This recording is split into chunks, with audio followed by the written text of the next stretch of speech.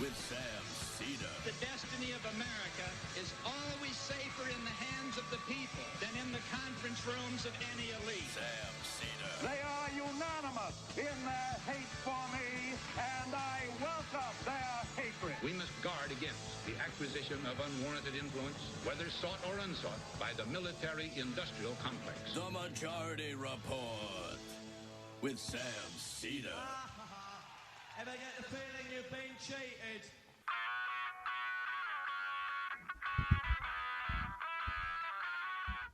It is Thursday, November 5th, 2020. My name is Sam Seder. This is the 5-time award-winning Majority Report. We are broadcasting live steps from the industrially ravaged Gowanus Canal in the heartland of America, downtown Brooklyn, USA. On the program today, Jeff Hauser, Executive Director of the Revolving Door Project, and what the Democratic leadership got wrong, what Joe Biden needs to do to get right. Speaking of Joe Biden, he's teetering on the edge of becoming president. Georgia, Pennsylvania, Arizona, Nevada. We're just waiting on a few of those results. However, in the Senate, we are at 48-48. With at least one, and now very possibly two Georgian races going to a runoff. We also wait for confirmation of Alaska and North Carolina results.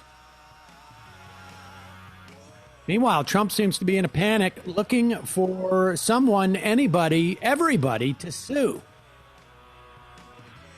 as his Republican would-be Brooks Brothers rioters yelling, "Count the votes," and "Stop the counting of the votes," depending, of course, where they're located.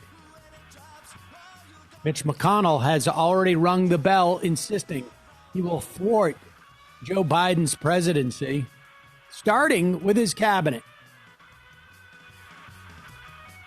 And guess what didn't go away the day after the election? Coronavirus infections topped 100,000 for the first time ever in the United States yesterday.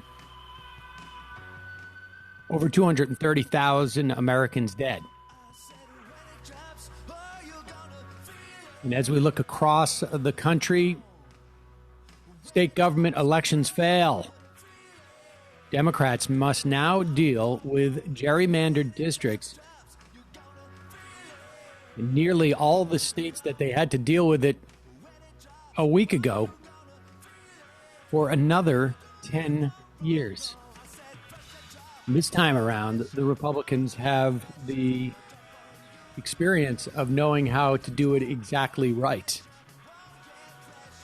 All this and more on today's Majority Report. Welcome, ladies and gentlemen. Thanks for being with us today. We are now 2 days out from the final day in which you were allowed to cast your vote. And we, as I said in the intro, are teetering on the brink of a 46th president in this country. Depending on which media outlet you're talking to, Arizona has been called by Fox News. No other media outlets, to my knowledge, have called that state for Joe Biden. If you calculate that Arizona is in Joe Biden's column, however, all he needs after that is 6 more electoral votes, which he could get from Nevada, where he has a very slight lead. They continue to count. He could theoretically get that from Pennsylvania, where he is down by over 100,000 votes. However, there are nearly, I think, 5 times that have yet to be counted, at least 5 times that have yet to be counted. And they are coming from areas where he is not just favored, but heavily, heavily favored, where we already have a sense of the dynamic there. And so there is optimistic people, even, I would say, even just sort of relatively optimistic people, or I would say slightly optimistic people, who are saying that Pennsylvania could end up being a substantial out of the margin type of win for Biden. We are still waiting on Georgia, where there is I think we are down now. I mean, literally every moment the numbers are dropping, but we're talking about, I think it is now 13 or 14,000 vote spread. There are, again, this is another situation where you have extant, yet to be counted absentee ballots or mail-in ballots. The numbers are not as high nearly in Georgia in terms of the number of ballots that are outstanding. And the dynamic in which Joe Biden is winning those ballots is also not as dramatic as it is in Pennsylvania. That state, it really does feel like whether it's Biden or Trump, it's going to come down. We're going to get into like very close to a recount zone, like an automatic one. Georgia feels like it's going to come down to be very, very close. Meanwhile, moments ago, we already knew that Warnock and Loeffler were going to go into a runoff race for the special election for the Georgia senator race, which is going to take place in January. And moments ago, David Perdue fell under the 50% threshold to literally 49.99, which, if that holds or drops, would also trigger a runoff election in January against his opponent, John Ossoff.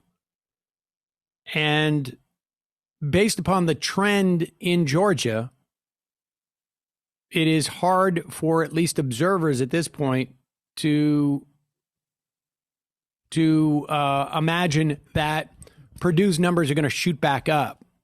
It's more likely they'll stay the same or drop a little bit, in which case we will see two runoffs in January. And that is, those two runoffs, it would appear, are going to be decisive in terms of the Senate control if Joe Biden becomes president. In other words, we're at 48-48 right now. The races that are unresolved are one in Alaska, where Dan Sullivan appears, or he does have a very large lead, and it appears that he will fend off a challenge. North Carolina, where Tom Tillis has also a lead, not as significant as Sullivan has in Alaska, but I've heard very little. I don't know about North Carolina, but I've heard very little that in terms of their counting there that leads me or other people to believe that Tom Tillis is not going to remain in the lead. If those two end up being named senators from their states, that would make 50 Republican senators. The two runoff elections from Georgia, if Democrats were to win both of them, that is a huge long shot, off year, or I should say a special election in a somewhat red state, still considered a red state. Maybe the hue of it has gotten a little purplish. But if Democrats were to win those two races, again, very, very tall order. But if they were, then you'd be at 50-50. If Joe Biden was president, then Kamala Harris would be presiding over ties in the Senate. And I would imagine we'd see a lot of ties. But the more likely scenario at this point, though we cannot know for sure, is that Mitch McConnell will be Senate Majority Leader. And that is one of the things we will talk about with Jeff Hauser, because Mitch McConnell, surprise, surprise, has already said that he is going to prevent Joe Biden from appointing the people he wants to appoint to his cabinet. He's going to make sure that Joe Biden's sails are trimmed a little bit when it comes to appointing cabinet members. We will talk to Jeff Hauser about that in a moment. One of the things that we have seen in terms of what's been going on in the streets in the country and in terms of protests, we have protests that have been going on around the country that are protesting and basically sending a shot across the bow to the White House that you're going around saying that this election is being stolen. Well, we're going to put countervailing forces on the streets to make sure that you're trying to delegitimize this election is not taken without a fight, essentially. We've seen a tremendous amount of violence by police officers in New York City against peaceful protesters, which has been a stark contrast to the way that they treated Trump protesters who literally stopped their cars and blocked highways on a bridge. I mean, talk about endangering people's lives. Those people, as far as I can tell, were just basically ushered off, if they were even ushered. But in New York City, we have horrible footage of police officers just losing control on peaceful protests. You know, it's not like there's a huge amount of traffic these days downtown New York on the streets, that the idea that, you know, you may have some people jaywalking, which I will tell you as a resident of New York City for almost 30 years, people jaywalk in New York City on a fairly regular basis. And the idea that police would be body slamming people is maybe, I mean, for people who have an experience with New York City Police Department and the way they deal with protests is not necessarily a surprise, but it is still shocking to see. And then on the other side of the ledger, we have Republican Trump supporting voters who apparently either were fans of the Brooks Brothers rioters or just have been inspired by themselves. I've seen on Twitter that Mike Cernovich was involved in at least some of these protests down in Arizona. But they were protesting. Well, it's hard to say exactly what they were protesting. It's very site specific. In fact, here is a clip of protesters in Michigan, in Detroit, Michigan, trying to get the vote counters, apparently, and I'm not sure why, on what grounds, to stop counting votes. These are votes that were all just cast or submitted on election day or by election day, and they just want them to stop the vote counting because it appeared, and ultimately Joe Biden was declared the winner by media outlets. Peters, running for re-election in the Senate, won by a hair as well, but they want them to stop the votes counting. But in Maricopa, Arizona, where Donald Trump is closing in on Joe Biden's lead, they wanted exactly the opposite. Not great political messaging. Let's play that clip.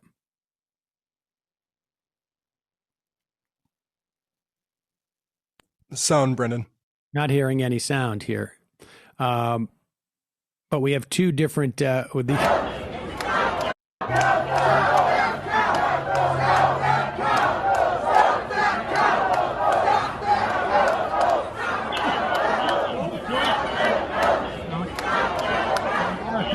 they're saying count the votes. If you couldn't decipher that, that's sort of the point. It's really difficult to get a sense of what they're calling for when a similarly situated cohort of people is literally yelling the exact opposite things. It just, the only difference is that one was in Detroit, one was in Arizona. The principle, of course, was Donald Trump must win, and anything else is illegitimate. Got to figure out what the hell's going on. That's what they were trying to do. You got to figure out what the hell is going on. And in some places, you got to stop the counting of the ballots. In other places, you got to count the ballots. This is fascinating. An MSNBC reporter was down in Maricopa County. And during our election coverage, Matt Binder, who is going to be on the fun half of the program today, was saying that he thinks that one of the big political forces that we're going to see rise, it's not exactly like the Tea Party, but it's going to be similarly leveraged like the Tea Party, is this whole QAnon conspiracy stuff.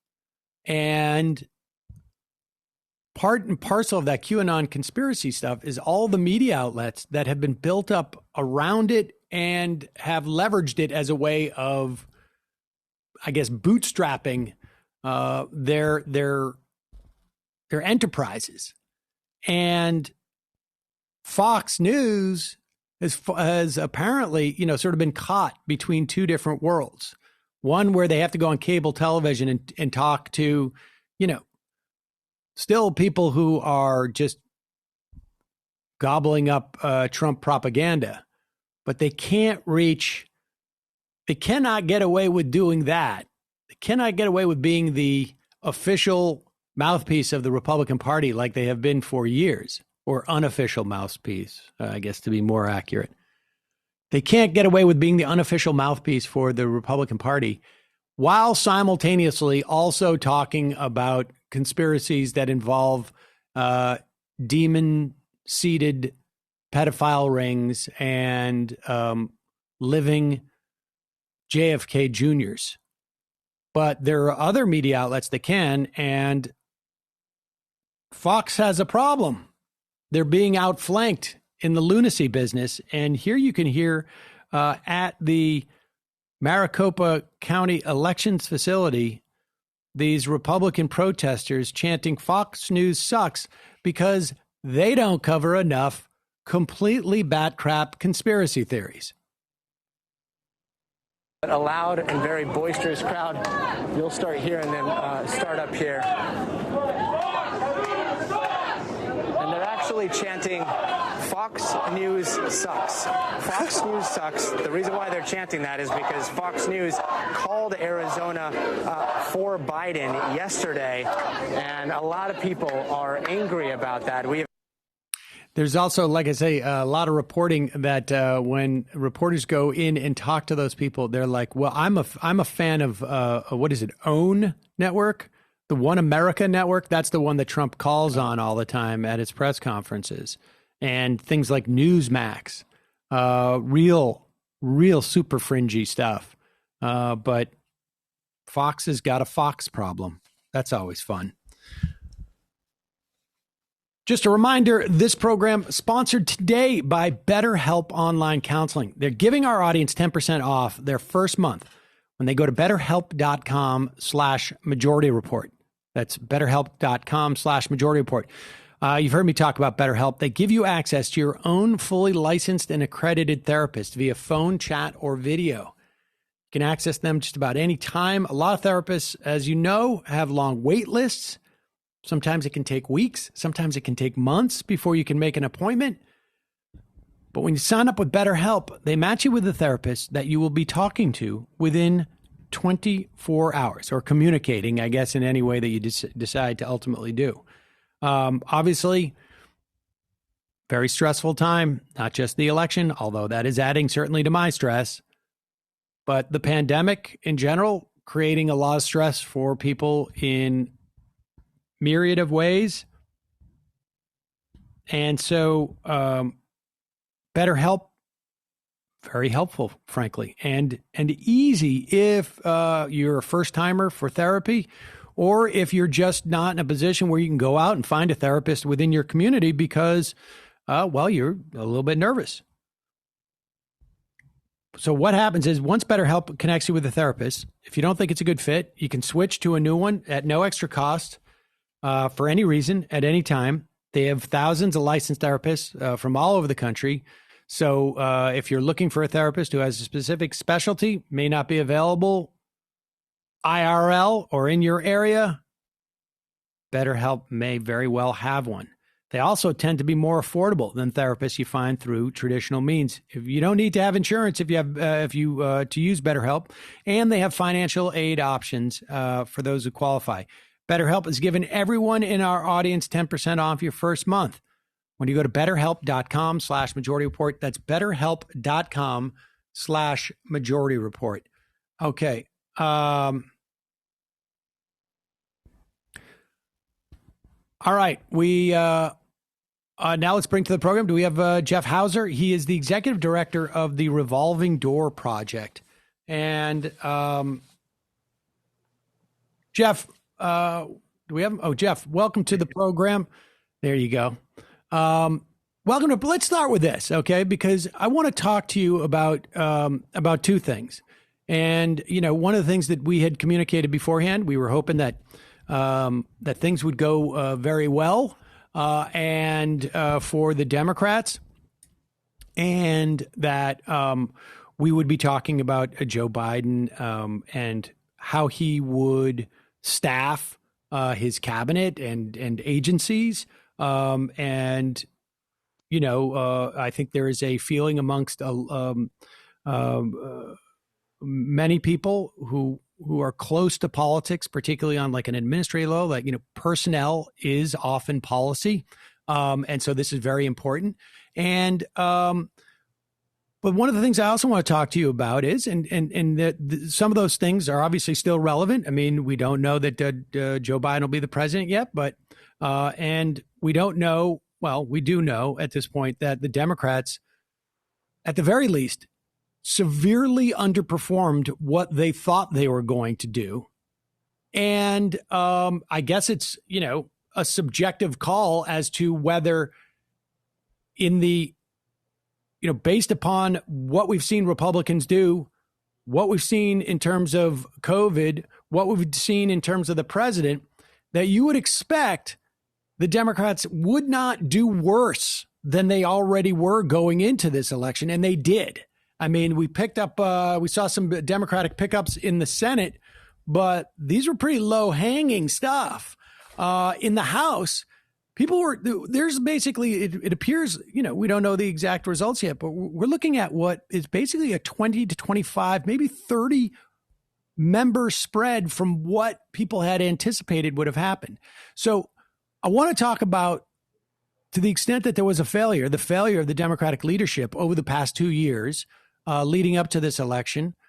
And I want to talk about that question of what Joe Biden needs to do going forward. But let me ask you this. We're still waiting on results of Joe Biden. Why talk about this now? Is it too early to talk about this now? It is not too early to talk about either of the questions about what happened before and what happens next. In terms of what happened before, it's actually very much connected to what happens next, which is that Democrats don't like to actually talk about what it is the government does. They like to talk about the symbolism of leaders. They sought to run a presidential election about having a better human being as president. And I think they convinced a ton of people, including, I would argue, people who voted for Donald Trump, that Joe Biden is a more caring, more empathetic person. That was intentionally the message of the DNC, is our guy is more decent. And honestly speaking, I think a lot of people believe Joe Biden is a better person than Donald Trump and voted for Donald Trump. I think they believe that Donald Trump is a businessman who has a proven record of knowing how to make money for himself and that he ran the economy well. I'm by no means embracing any of the factual presumptions embedded in that sentence, but I think that is the belief that Democrats were running against. I think it's also the belief that effective business people are comfortable saying unfortunate things, being crass, cutting to the point in ways that upset progressives. And so a lot of what was objectionable about what Trump said and what people thought revealed him to be a jerk does not necessarily cut away from the unique selling proposition that Trump offered, which is, I'm a businessman who's pragmatic and can get results for you. And Democrats just refused to engage with that with, let's look at your record. How do you run the executive branch? You would think as a business person, you would be able to run stuff under your theory of the case. I mean, we don't think business people are particularly well suited to running the government, but under his case, he should have had a FEMA that could have rebuilt Puerto Rico. He should have had a CDC that could produce tests that actually test for COVID in January and February, which all sorts of poor countries were able to do, but the US couldn't under his leadership. We had a government failure on COVID-19, but Democrats just wanted to say it was all about Trump's individual irresponsibility. And if it's just about whether or not Trump is a jerk, people went along with that. If people think Trump himself maybe doesn't listen to scientists enough, that's fine. But no one ever bothered to explain what it is a president should have done, who he should have empowered, and what that means going forward for how Biden should run an executive branch differently. Let me also build on that point, because I think, and it's early. We don't have the final data. We probably won't have the final data for weeks, maybe, in some instances, months. But at first blush, it appears that that Joe Biden, outperformed, I should say, down the ticket. That the down ballot races suffered, and to my mind, I want to isolate that part about it, right? Because I think Joe Biden clearly the entire plan was, we're going to make this a referendum on Donald Trump. And when I say we're going to make it a referendum on Donald Trump, we're going to make a referendum on him, the person, as opposed to his governance. Okay. And that is what Joe Biden chose to do. But let's go back 2 years ago for a moment, okay? Because the Democrats in 2018 had record-breaking votes. You can argue, and maybe some people will, that they voted for Democrats. It was a huge win for Democrats. And to the extent that it wasn't bigger, it was only a function of gerrymandering. They voted for these Democrats because Donald Trump wasn't on the ballot and any Republican became a surrogate for them. Or the other explanation, and maybe they're not mutually exclusive, is that people were actually voting for Democrats for a reason. We entrust you to hold Donald Trump and the Republicans in check and to account. We're giving you some modicum of power. It's not a huge amount of power. You can only pass things in the House. You can't do it in the Senate, but we're giving you some modicum of power. We want you to go use it. I think you have been, from day one, on top of the story of how the Democrats absolutely in the House, and frankly, to the extent that there was any power or leverage in the Senate, the Democratic leadership, and this is a very narrow thing here because Nancy Pelosi controlled the House with an iron fist. They never deployed any of their resources to do, it seemed to me, anything other than just like, we're going to give Donald Trump a lot of slack and let him hang himself. I mean, will you talk about that? Because I think that was a huge missed opportunity for the Democrats to tie the Republicans to Donald Trump, not just because he was coincidentally their president or from their party, but because they share some ideological and sort of perspectives on governing that is the same. Yeah, absolutely. I am more upset with Speaker Pelosi than the person I believe to be President-elect Joe Biden today, although I have a lot of qualms about President-elect Biden as well. As you said, Speaker Pelosi spent the weeks following the 2018 election worrying about what she termed oversight overreach. And there were just a ton of articles across the DC political press expressing worries that aggressive liberals and chairs of committees like Jerry Nadler, who chairs the Judiciary Committee, would go too far and would make Donald Trump a victim, and that this was something to be reined in. And so Pelosi, already a powerful leader within the Democratic Party, as Speaker, has accumulated more power than maybe any Speaker ever has before. House committee chairs cannot issue subpoenas in Nancy Pelosi's House without her say-so. That is, to my knowledge, unprecedented. That is, she really believed that any effort to uncover corruption or incompetence in the Trump administration risked making Trump into a victim and taking attention away from the House's message bills. Bizarrely, not only did she pass bills and think that passing bills that the Senate wouldn't vote on would be a great message for the Democratic Party, not only did she do that, she and her team would call them message bills. They would be overt to the press that we are going to pass a bill on prescription drugs and the Senate's not going to act on it. And it turns out that the DC press corps, however much you might want to be critical of them, is smart enough to realize that a bill that the architects of the bill, if they don't think it's going to pass, it's probably not worth much attention. So it turned out that message bills, which were designed to fail, got very little attention. But that's what she wanted to anchor the Democratic Party on. It. And their critique of Republicans was these message bills that got no attention, rather than digging into the consequences of Trump's buffoonery and his bigotry.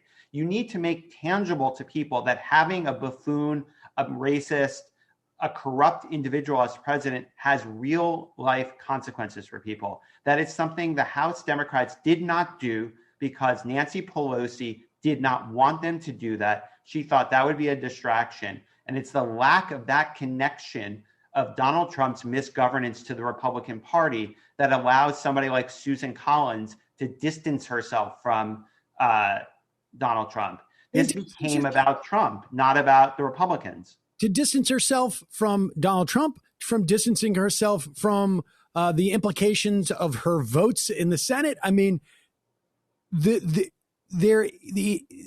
Democrats refuse to hold the Republicans, not only Donald Trump, to account for what he did, but they refuse to hold the Republicans to account for anything that they do. For being, I'm not saying that that Democrats should be saying we want to jail every Republican for being a Republican, but being a Republican means something. Supporting Mitch McConnell means something. We can see that in the form of 3 Supreme Court justices. We can see that in the form of huge corporate tax cuts. We can see that in the form of rollbacks in the EPA and in the FDA and in all of the operations of our government. And not once. I mean, let's talk about these message bills for a moment, because I would even put I think we could even do a more surgical critique of this. The idea of passing bills that become wedge issues for the Senate, that makes sense to me, right? Like the idea that you would pass a bill knowing that it's not going to get passed, but it's going to cause a problem for Republicans if they don't pass it. They never, ever executed that strategy. They only did the first half. For instance, H.R. 1. I mean, this was the first bill that they passed.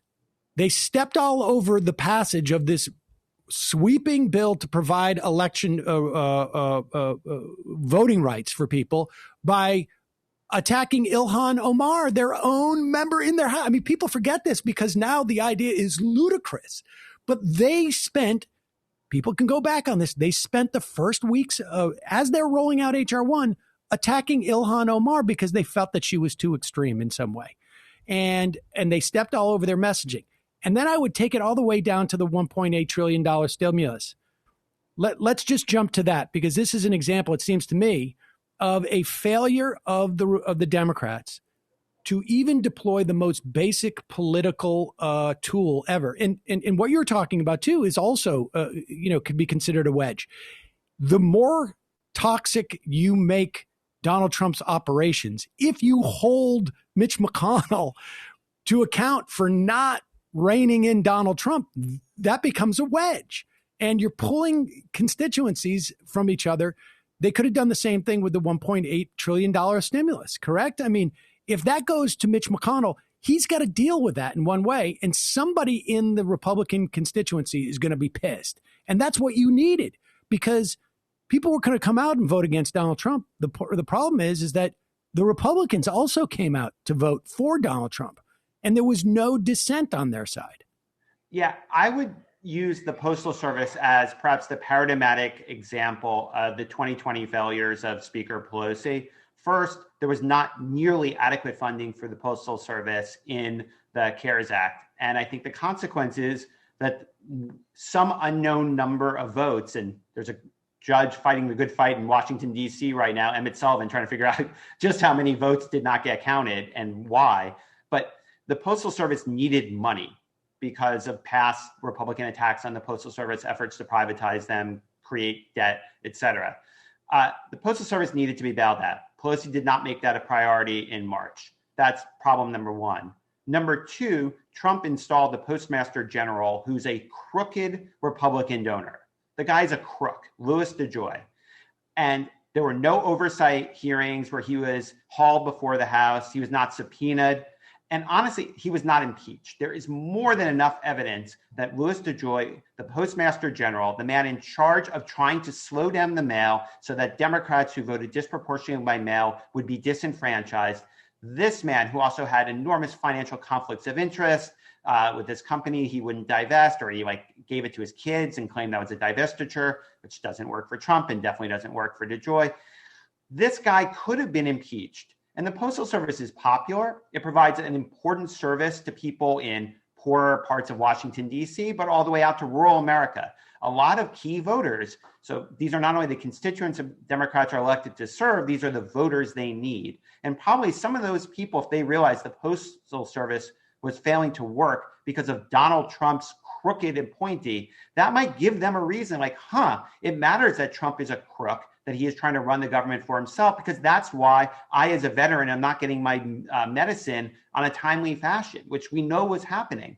So Pelosi could have held impeachment hearings about Louis DeJoy to amplify attention to his crookedness and what he was doing to intentionally bring down the Postal Service. And not only that, they could have sent over the impeachment of DeJoy during the rushed Supreme Court hearings. The rushed Supreme Court hearings are one of the great missed opportunities in American political history. They were indefensible on so many different grounds, and figures like Susan Collins got a pass because the Democratic opposition was tepid at best. I mean, Dianne Feinstein, we could do an entire episode about why Dianne Feinstein, as Senate Judiciary ranking member, it represents failures of the Democratic Party. But can you imagine if the House had queued up the impeachment of Louis DeJoy or Alex Azar, the HHS secretary and former pharmaceutical lobbyist who undermined the COVID-19 response? If the House had been doing oversight and queuing up substantive issues, controversial issues the press would be compelled to cover, I think that would have been a very effective way to put pressure on people like Susan Collins and the entire Republican Party. When we jump over into the House Judiciary thing, I mean, we're talking about the other major Democratic leader, and that's Chuck Schumer. And we could talk for an hour, I think, about that House Judiciary Committee. Missed opportunity, I think, is an understatement, and that was a massive liability. I think the idea that Dianne Feinstein would lend such credibility to that process. I mean, beyond credibility. I mean, it was like this. She was literally writing a letter of recommendation to Lindsey Graham's voters and to everybody associated. I mean, forgiving any vote. Like, there's nothing. Not only is not a problem here. Like, this is a model for good government. I mean, it was shocking. And, my argument was they should have never walked into those doors in the first place. You cannot tell people that something's a sham in the midst of participating in it. I mean, it looks exactly the same. You show people it's a sham by not participating in it. Yeah, and then that goes back to what we were talking about earlier about the House bills, which you can either call message bills or wedge bills. The way to make a message bill and actually a wedge issue is you need a communication strategy associated with it that will force people to pay attention. Showmanship is useful. Donald Trump is not a political genius. He does all sorts of mistakes, but he has certain core insights as somebody who's spent his entire life either watching TV or on TV. That gives you a certain understanding of how to tell a narrative and how to force people to pay attention to you. And the Democrats are the antithesis of Donald Trump with respect to understanding political showmanship. They just do nothing in an interesting way. They did nothing about the Amy Coney Barrett Supreme Court nomination to convey that it was a sham, to convey just how many levels of inappropriateness how it should never have been held at all, and it certainly shouldn't have not been held in a rushed manner, and how the hypocrisy vis-a-vis the Obama era Merrick Garland nomination, they did nothing to make that interesting to people. And you can't expect people to understand just how badly the Republicans behave unless we just have access to so much information. You got to cause your best arguments to be heard if you want them to matter. I mean, I think specifically I can't remember if it was in 2019 now. I believe at the beginning of 2019 or at one point in 2019, where you literally had the story. The one story about the message bills that I remember from all of them being passed, and I do this professionally, is the only story I remember is when Nancy Pelosi and Sherry Bustos, who's the head of the DCCC, were complaining that there wasn't enough coverage about their message bills. That was the only story that came out of the message bills because that was the only interesting story. And let's look for a moment at like the HEROES Act. For 99% of the people who hear our voices right now, they have no idea what's in the HEROES Act. I would say maybe it's a higher percentage of that. It is a $3.5 trillion bill. The idea that they would lard this up, they knew it wasn't going to pass. I think Nancy Pelosi thought there might be an opportunity to negotiate, but many people at the time, ranging from, I think, probably yourself and other people I've interviewed back in March after the first CARES Act, like, you've lost all the leverage with the Republicans. Even Andrew Cuomo was saying this in April, and Nancy Pelosi was ignoring it in terms of getting city or state funding. So she legislatively messed up. Politically, there's a complete absence of value out of what they did. They passed this HEROES Act, which was really more of a sop to all of the constituencies that keep her in power in the House, all of her committee chairs. But the problem is that when you put that many things in there, you can't message it. For instance, we just played a clip of people in Detroit saying, don't count the votes, and people in Maricopa saying, count the votes. There's no message, single message there. And if you have a $3.5 trillion bill, if you want that to be a single message, you just say, like, these are payments directly to people, period, end of story. And they're so huge that you could create some leverage that way. But it seems to me, she is putting that when it comes to politics with Republicans, she is very timid. I would say the same about Chuck Schumer. They make miscalculations. We could talk about what happened in 2017 in December, or I should say in September, going into a time where Republicans had to deal with the debt ceiling, deal with the budget. They had half a dozen things they had to deal with. They were going to be overwhelmed. And Pelosi and Schumer walk into Donald Trump's office and take half of that off the table in 15 minutes and get nothing in return. But in terms of the HEROES Act, and in terms of like maintaining their power within their narrow position in the House or in the Senate, they're excellent at. But in terms of leveraging that power to fight Republicans, they're very, very hesitant to do that. Absolutely. I mean, there are three great things you said that I want to amplify as to how I believe Pelosi and Schumer see the world, what they're the product of, and what incentives they respond to. The first is, in the 1990s and before, there were three TV networks that matter. The New York Times set the agenda for what the TV networks covered each morning, and then they covered it that night. And if you got the editorial boards of the New York Times and Washington Post on board with an idea, that would influence the center of coverage. They still think there are referees, and if they play by the rules and they take the debt ceiling off the table for Donald Trump, they will get rewarded for responsibility. And it bears no relationship to the real world, but it's not just their age. It's when they came to political power first. And like, they've been in political power too long. The world has changed more than they recognize. Second, these are two people who rose to power by raising money for other members of their caucus. It's not an accident that they come from San Francisco and New York City, two of the greatest centers of wealth in this country. They rose to power. They earned favors for people by accessing rich people on behalf of their colleagues. And that's how you earn favor. That's traditionally how you rose up. It is irrelevant in an era in which Wall Street raised $75 million from Wall Street. And like, CNBC approached me and was like, are you worried about how much money that is? I started laughing. I was like, in August and in September, Biden raised like almost $400 million each month. Not only is he not spending it in a way that actually really, unfortunately, impactful, but that like small dollar donors are swamping Wall Street. Like, knowledge of Wall Street. So like, put aside how bad it is to sell out policy for campaign cash.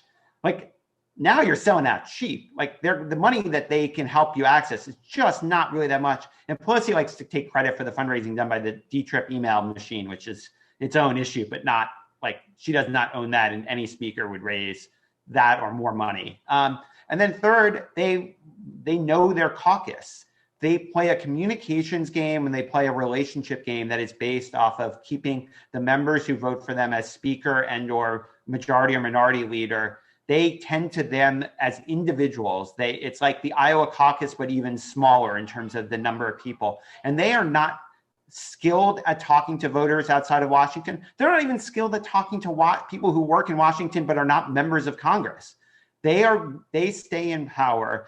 And so, as you said, the HEROES Act, their comm staff told Politico it was a messaging bill, that we're savvy, we know we're not going to pass it. So of course it has no messaging impact, but those staffers wanted to maintain credibility with Politico.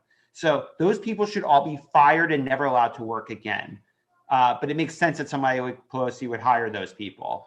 And then the second thing they do is they go to their committee chairs and say, you will get to write a chunk of the bill. You will feel important. And therefore, so the bill will lack messaging coherence because it was not designed in a central way. It was designed to make a bunch of committee chairs who are often, some of them are great people like Maxine Waters. Others are Richie Neal of the House Ways and Means Committee, who's the exact opposite. Some people are sort of in the middle. But those people got to feel important. And honestly, I just don't care if they feel important. Yes, indeed. All right, look, we're going to take a quick break. And when we come back, I want to talk about the sort of, I don't know if we're going to have time to talk about the potential of maybe a leadership change. There's moderates out there, and we should tell people this is not an ideological issue as much as it is a partisan one. I mean, even if I don't care if you're what flavor Democrat or on the left you are, you should have a problem with a Speaker of the House that is not making the other party look bad. I mean, that's really honestly what it comes down to. All right, we're going to take a quick break. When we come back, I also want to talk about that question of personnel in a potential Biden administration, which I should we'll talk about that in a moment. Quick break.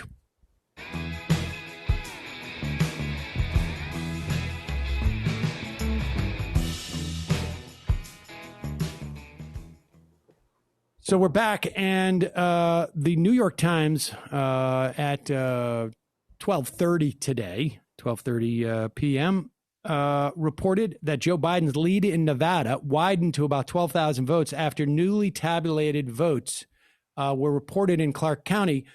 So at that time, Biden was up by almost 1 percentage point. And so Nevada, if Arizona holds, or if Arizona doesn't and Pennsylvania comes through, that we could be looking at the 46th president, and we will know, I think, by around this time tomorrow, one way or another.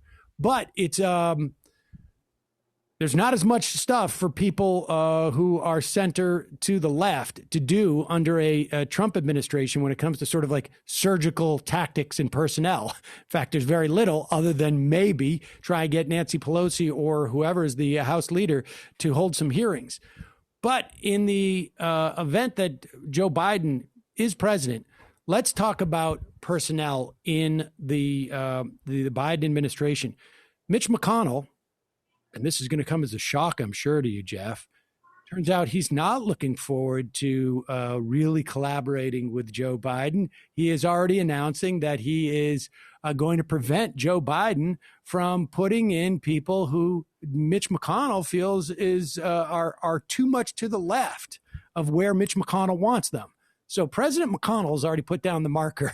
What do people who disagree with Mitch McConnell having a say over who's in Joe Biden's cabinet do at this point? And what do we do for progressives, leftists who want to influence this administration?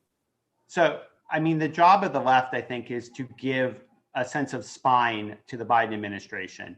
They have options. They need not panic. They need not bend the knee to Mitch McConnell. They very much should not. They would be selling out the majority of Americans who voted for Joe Biden. He won a majority. That is relatively uncommon. Bill Clinton never won a majority.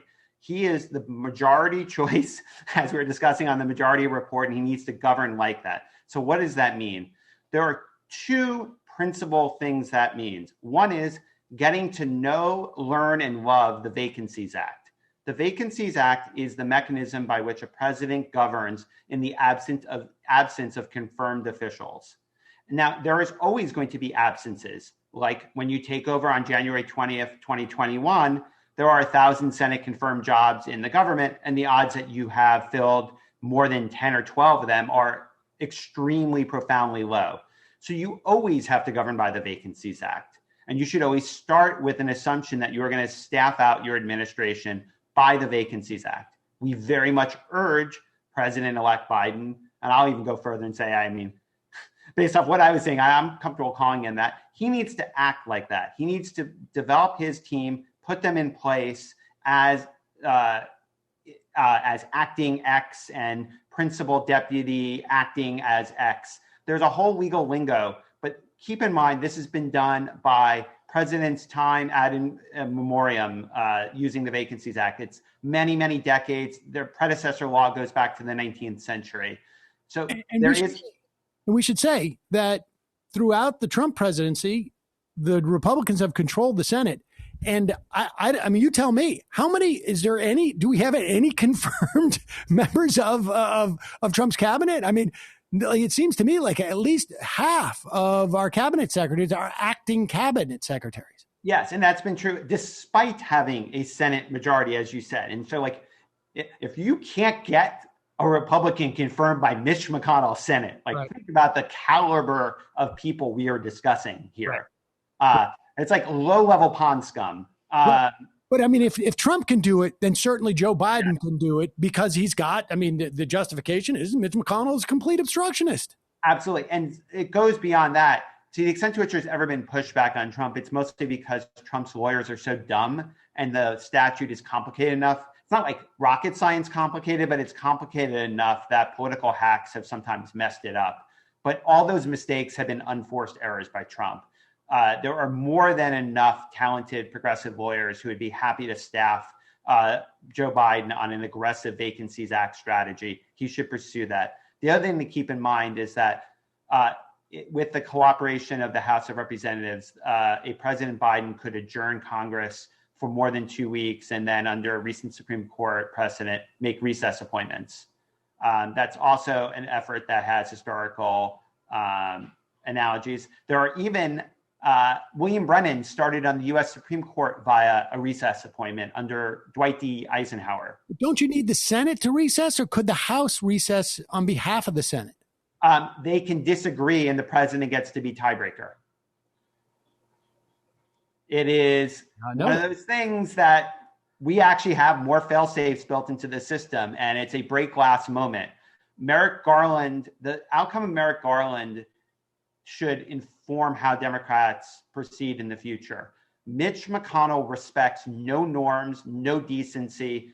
He is entirely committed to destabilizing this country. Nothing he does has legitimacy, and therefore anything that is lawful should be fair game by Biden in his effort to effectuate the will of the majority of Americans. There is no tactic that is lawful that is unacceptable for Biden if he is helping him accomplish the goals for which he was elected. And so, aggressive adjournment, recourse to the Vacancies Act on a level even greater than that done under Donald Trump. Do it lawfully. I am in favor of rule of law, but I am not in favor of allowing Mitch McConnell to become co-president because the wildly undemocratic Senate has reinstalled him as majority leader. All right. We just have a minute or two left. But so, okay. So our audience has heard the words administrative, act, and what? So what do we do? Like, I mean, how does Joe Biden get the message that we know about this these acts and that we know about the powers he has. And we want him to use them and not use that as an excuse of having to put in some, Republican or former Republican as, I don't know, Treasury Secretary because my hands are tied because of Mitch McConnell. I mean, how do we put this into action, this knowledge? Sure. So we have the Revolving Door project. We are going to be putting out web tools. We're going to be working with our allies at Demand Progress and a bunch of environmental groups to put together a website called No Corporate Cabinet. We're going to be putting out tools, and we're going to be conducting all sorts of educational events with allied organizations and activists to let them know about the series of robust tools that a president has in their executive branch authority and to make appointments and to overcome Mitch McConnell. There are a lot of tools. We are going to try to make sure that progressive groups with vast membership are aware of these tools and can activate their membership to make sure that the Biden administration is aware that they are aware. And I also think calling your members of Congress is going to be really important. Even if you live in a blue area in some ways, all of a sudden you're not that important in an election season. And right after an election season, you become even more important because you have a member of Congress. You want your member of Congress to hear that you are urging them to make sure Biden demonstrates spine. I do think Biden will be responsive to members of the Congressional Democratic Caucus, both left and right. And we need the lefty members to speak up as loud as possible. Well, Jeff, we're going to put a link to the Revolving Door project at majority.fm. When those other sites are up, we're going to let our audience know about it because, and I imagine it's going to happen soon. Knock on wood, we shall see. But Jeff Hauser, Revolving Door project, thanks so much for your time today. I really appreciate it. It's great to be here. All right, folks. So there you have it. It may be a little bit premature, but I can assure you, let me put it this way. It may feel a little premature to be talking about, should we have a new House leader? Should we be having a new Senate leader? How do we pressure a President Biden? You could say, why are you saying this now? He's not even president. Well, you do not have any influence over the counting of ballots in Maricopa County or in Nevada. If you're in Georgia, I think you can help people out to maybe fix or cure, as they say, some of their absentee ballots. There are resources online if you're in Georgia to help people to do that. But aside from that, the one thing that you can do right now, because I can assure you there are other people who are doing it too, and they don't have your interests in mind, is to help pressure to get the right kind of personnel in a Biden administration. So keep that in mind as you watch the vote tallies, and we will be back tomorrow. For those of you who are sticking around for the fun half, let's see. I don't know if we have any recent, any updated information. We had that come out of Nevada. We're waiting on more from Georgia. Is there any more information from Georgia, guys? The last I saw was that Nevada update. Times confirmed that Purdue has fallen under 50%, as we mentioned. And ballot counting in Philadelphia was briefly halted after state Democrats appealed a ruling that allowed observers to watch the process. State Supreme Court has not accepted or rejected the appeal. Wait, where was counting it? has resumed. Where was that happening? Philadelphia. In Philadelphia. Okay. Pennsylvania. I mean, look, who knows, right? But it looks good in Nevada. And I think Pennsylvania looks pretty good. You don't even need Pennsylvania if you have Arizona. But a win with Nevada and Arizona and Pennsylvania would make and so far the lawsuits, folks, I got to tell you, really appear to be frivolous. They really seem to be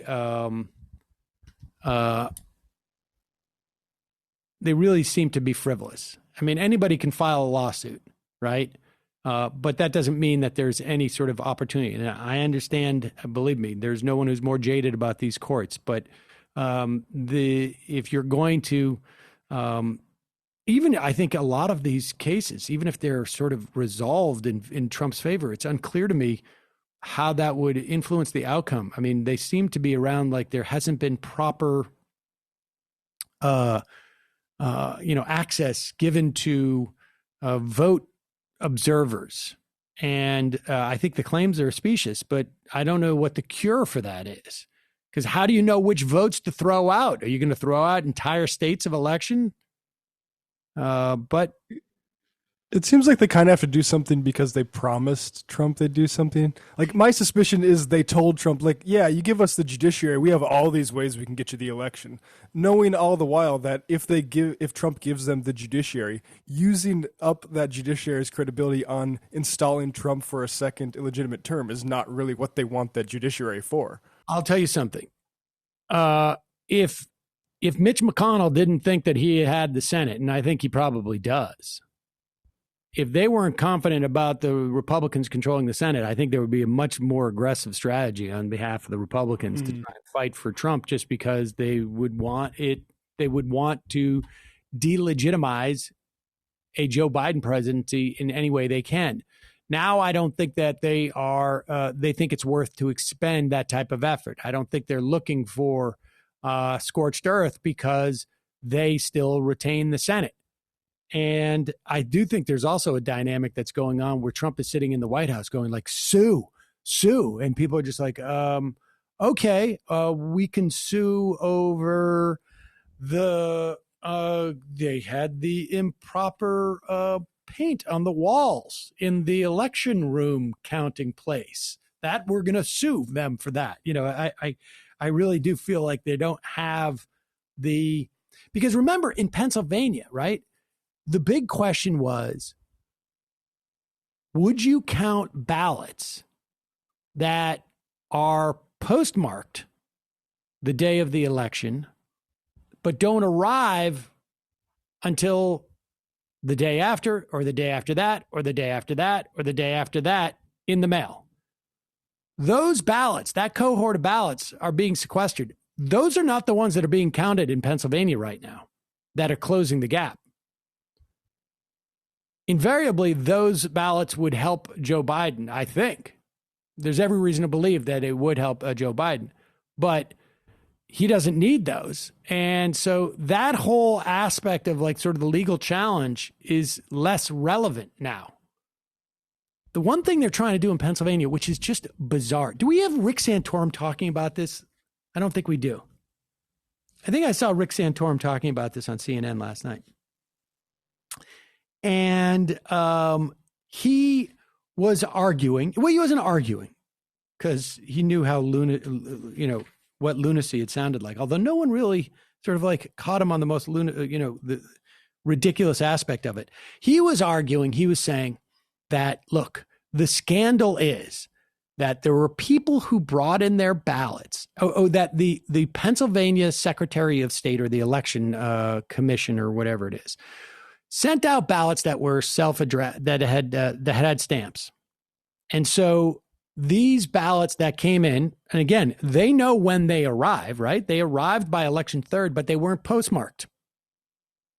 Now, the postmark is irrelevant if you're sequestering ballots that arrive by November 3rd, right? Because it doesn't matter when they were postmarked.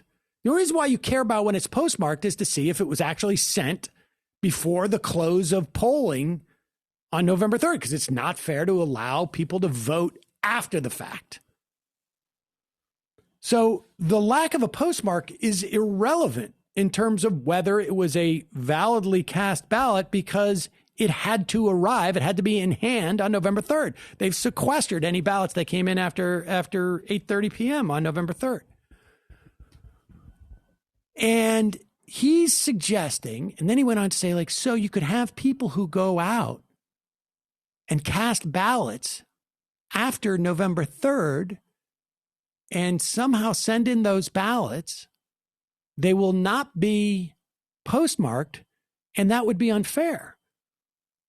But my question would be, is like, how would you, first of all, if someone's going to vote, if they're going to see that it's like oh, I didn't think this would be close. I mean, this is what would have to happen, right? People have the ballots at home. They look on the news and they go, oh, I didn't think it would be close. I'm going to mail it in now. And I know it'll be counted because I know that this will not be postmarked. And I suppose it's conceivable that somebody, you know, at the end of the day on November 3rd goes, oh my gosh, I should have voted. Thank goodness I have my ballot that I saved right here on my kitchen table. And then I'm going to mail it in tomorrow and it'll arrive there in 5 or 6 days. And that's the thing that that supposedly the Republicans are worried about. Or I guess it would be that the Democrats somehow had organized everybody who hadn't sent in their ballots yet, had sort of somehow harvest those, and then we're going to deliver them. I mean, it's just, from a practical standpoint, it is absurd. And we should say those ballots aren't even in dispute because any ballot that comes in after November 3rd in Pennsylvania has been sequestered. They have been quarantined, essentially, so that in the event the Supreme Court wants to step in and say you cannot count those ballots because they showed up late, even though they were postmarked by a certain day, or in some instances had no postmarks, they would be discounted. So it really is a bunch of spurious stuff there. So I am not that concerned. And I have a very jaded perspective, as people know, I think, about the courts in this regard. I am not that concerned about the court races. It's really just a question of how maybe there's a recount in certain places because it'll be so close, but it's really just a question now of a clean electoral college win.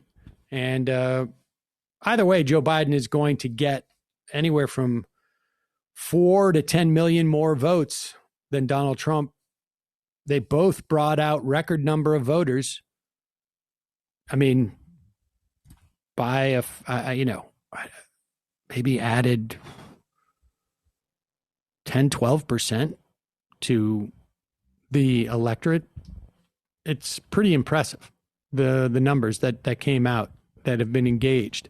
But what is, like we were talking with Jeff Hauser, what is distressing is that the Republicans seem to have had no tarnishing of their brand because of Donald Trump, because of the failure to address COVID, either from a health or an economic standpoint. Those things are not actually mutually exclusive. No tarnishment of their brand for their policies towards immigrants, towards corporate tax cuts, towards healthcare, towards anything. And, for those people who think it's unfair to criticize Nancy Pelosi for this, my only response would be like, well, then what's the point of having any type of Democratic leadership whatsoever? If they cannot move the needle on this, what's the point? Then let's just keep cycling people through there until there's somebody who can do it. And if it can't happen, if you cannot change this dynamic, then certainly it doesn't matter who's sitting in that office anyways. So that's that. All right. Well, we're going to move into the fun half of the program. Ladies and gentlemen, it's your support that makes this show possible.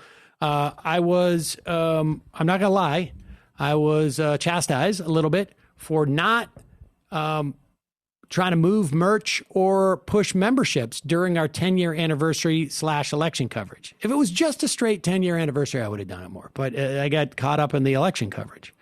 So become a member today by going to jointhemajorityreports.com. When you do, you support the free show and you get extra content virtually every day in the fun half. And then there's other stuff. Now I can't think of it at the moment, but I'm sure it's there. Shop.majorityreportradio.com for our merchandise. Check out the AM Quickie, amquickie.com. Don't forget justcoffee.coop, fair trade coffee, tea, or chocolate. Use the coupon code majority, get 10% off. Do we have, is the crew ready to roll in? Here they all are. Look at that. Look at that. It's like the Brady Bunch now. I mean, I'm looking at the Zoom grid, but everybody's connecting.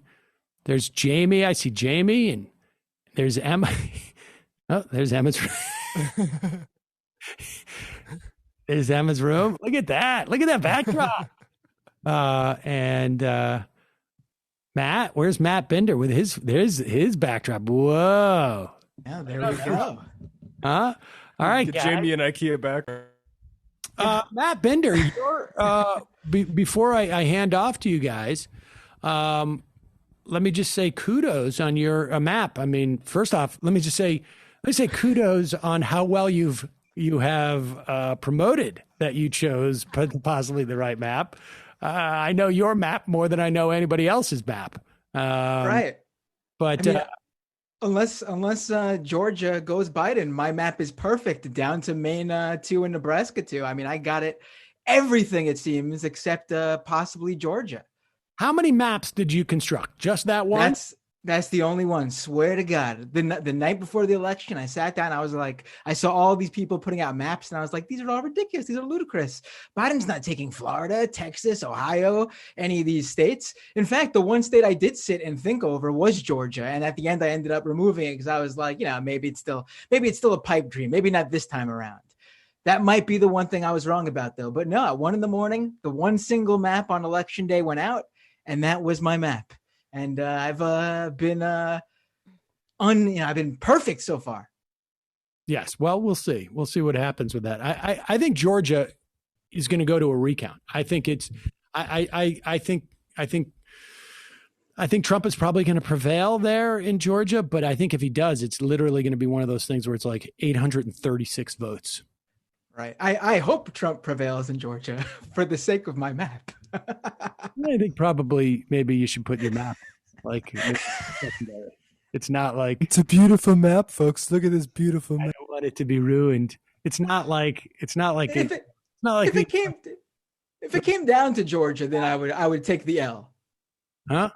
If it came down to Georgia, I'd take the L and be happy that it went to Georgia. Georgia went to Biden. But if Biden's going to win anyway, yeah. But if Biden's going to win anyway, I feel like people will give you credit without that. But all right, well, folks, just a reminder: 3 p.m. today. Check out Nomi's show at the Nomaki Show at youtube.com/the Nomaki Show. I don't know who the guests are on today's program, but she's been having some crusher days these days. Jamie, what's happening on the Antifada? Well, this week on the Antifada, we had on the collective Angry Workers of the World. They have a very good blog as well as a book called Class Power on 0 Hours. And basically, there's been a lot of hand-wringing after Jeremy Corbyn got owned about how the left can reconnect with the working class, right?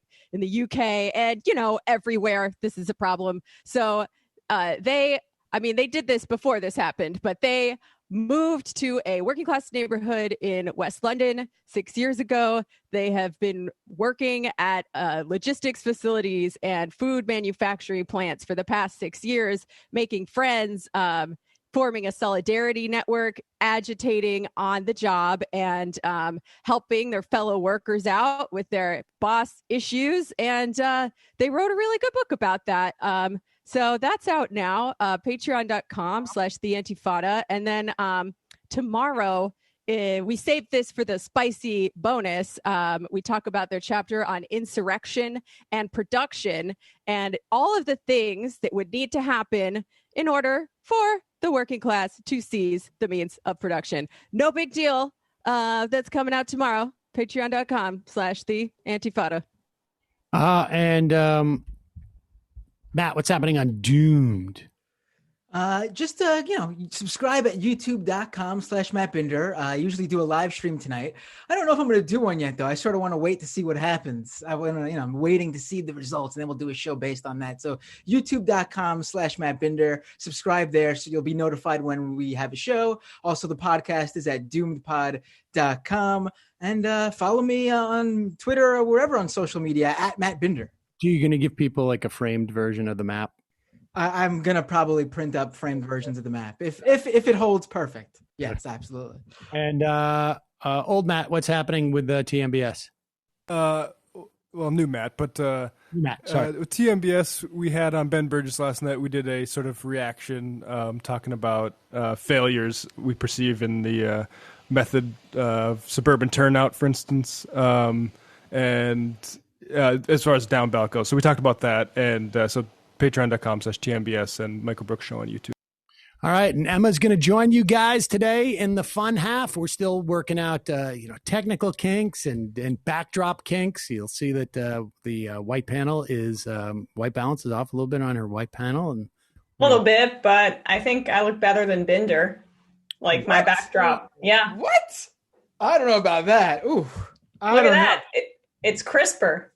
I don't know. Yours looks like someone painted it on your wall. It doesn't really.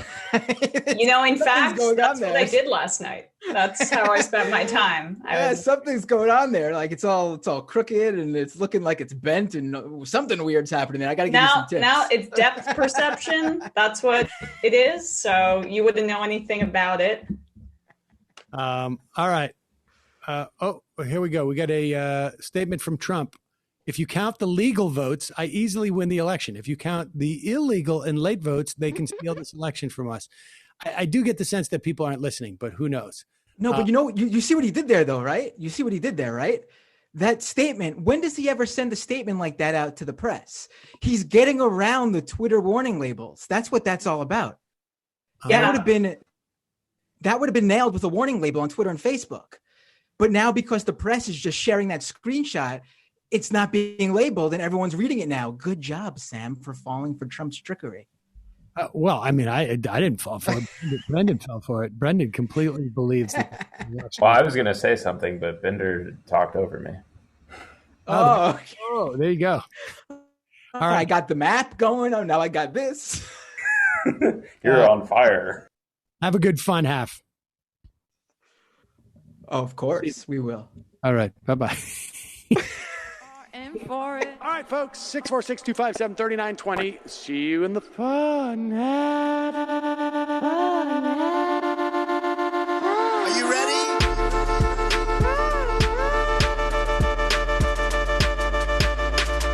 Who sent us this? Alpha males are back.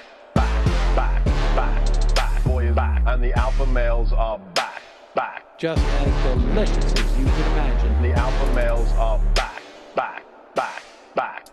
Boys back. And the alpha males are back.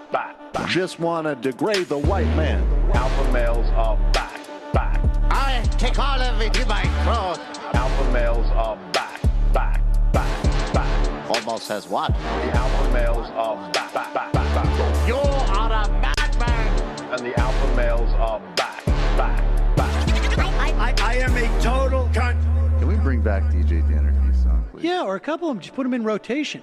DJ Danner. Well, the problem with those is they're like 45 seconds long, so I don't know if they're enough of a break. That's fucking nonsense. Hey, folks, reminder. I do not have Parkinson's. And the alpha males are... Psych. Fuck them.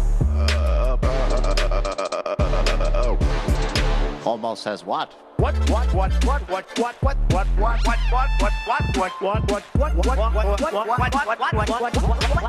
Almost says what? Hell of a lot of bank. Hell of a lot of bank. Hell of a lot of bank. Hell of a lot of bank. Hell of a lot of bank. All lives matter. Have you tried doing an impression on a college campus? I think that there's no reason why reasonable people across the divide can't all agree with this. Psych. And the alpha males are back. And the Africans are black African. And the alpha males are back. And the Africans are black. See Donald Trump out there, doesn't a little part of you think that America deserves to be taken over by jihadists? Keeping it 100. Can't knock the hustle. I do for the bigger game plan. By the way, it's my birthday. Happy birthday to me, Jew boy. I have a thought experiment for you. And the alpha males are back. Africans are black. Alpha males are back. Africans are black. Come on. Come on. Someone needs to pay the price for blasphemy around here. I am a total pussy.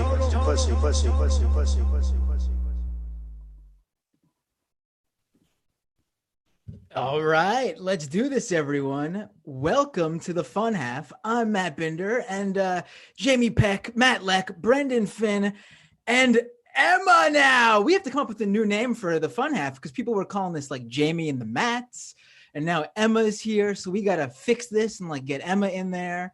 Yeah. Maybe we should do like there's what? How many people are we now? 4. Well, if you don't count Brendan, who never goes on the screen, there's 4 of us. Maybe a Wiggles theme. Yeah. Well, Matt, I don't know what that means. Yeah, I have no idea. There's a character named Emma on the Wiggles. We established this on the marathon election coverage. So very important stuff. I forgot you all weren't there because it was a 12-hour show. I just assumed everyone was in the know, and especially that everyone would have tuned in for my block because how could you miss this? I mean, really. I watched it for a minute. I had a whole little story prepared about going to vote before I got bumped by Sarah Silverman, but just so everyone knows, I did vote. Okay, so everyone can get off my dick about that. I gotta hear you say the words though, Emma. Who did? Not Emma. Oh my God, Jamie. I'm gonna do that all the time now, aren't I? Wow, Matt. Jamie, who did you vote for?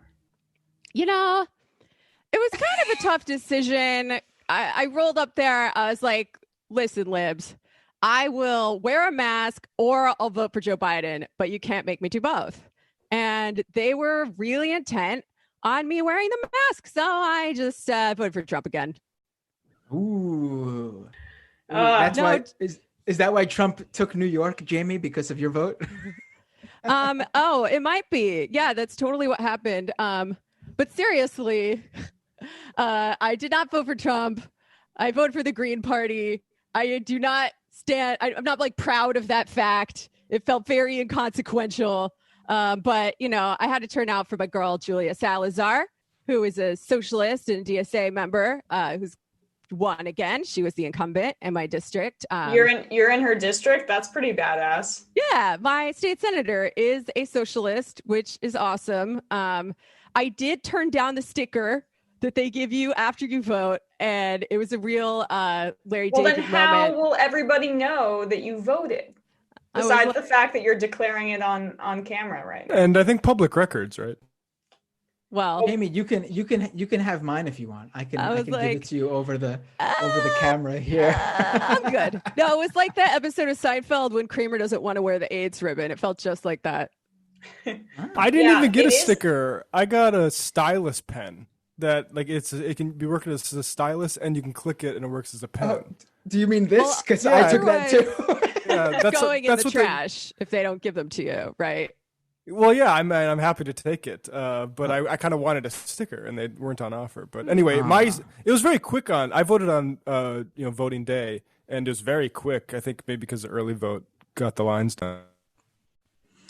Yeah, I mean, I mailed in my ballot, and I did it like a month ago, so I could track it. And if it didn't go through, I would just vote in person. But it's, again, voting in New York, it's super anticlimactic and inconsequential.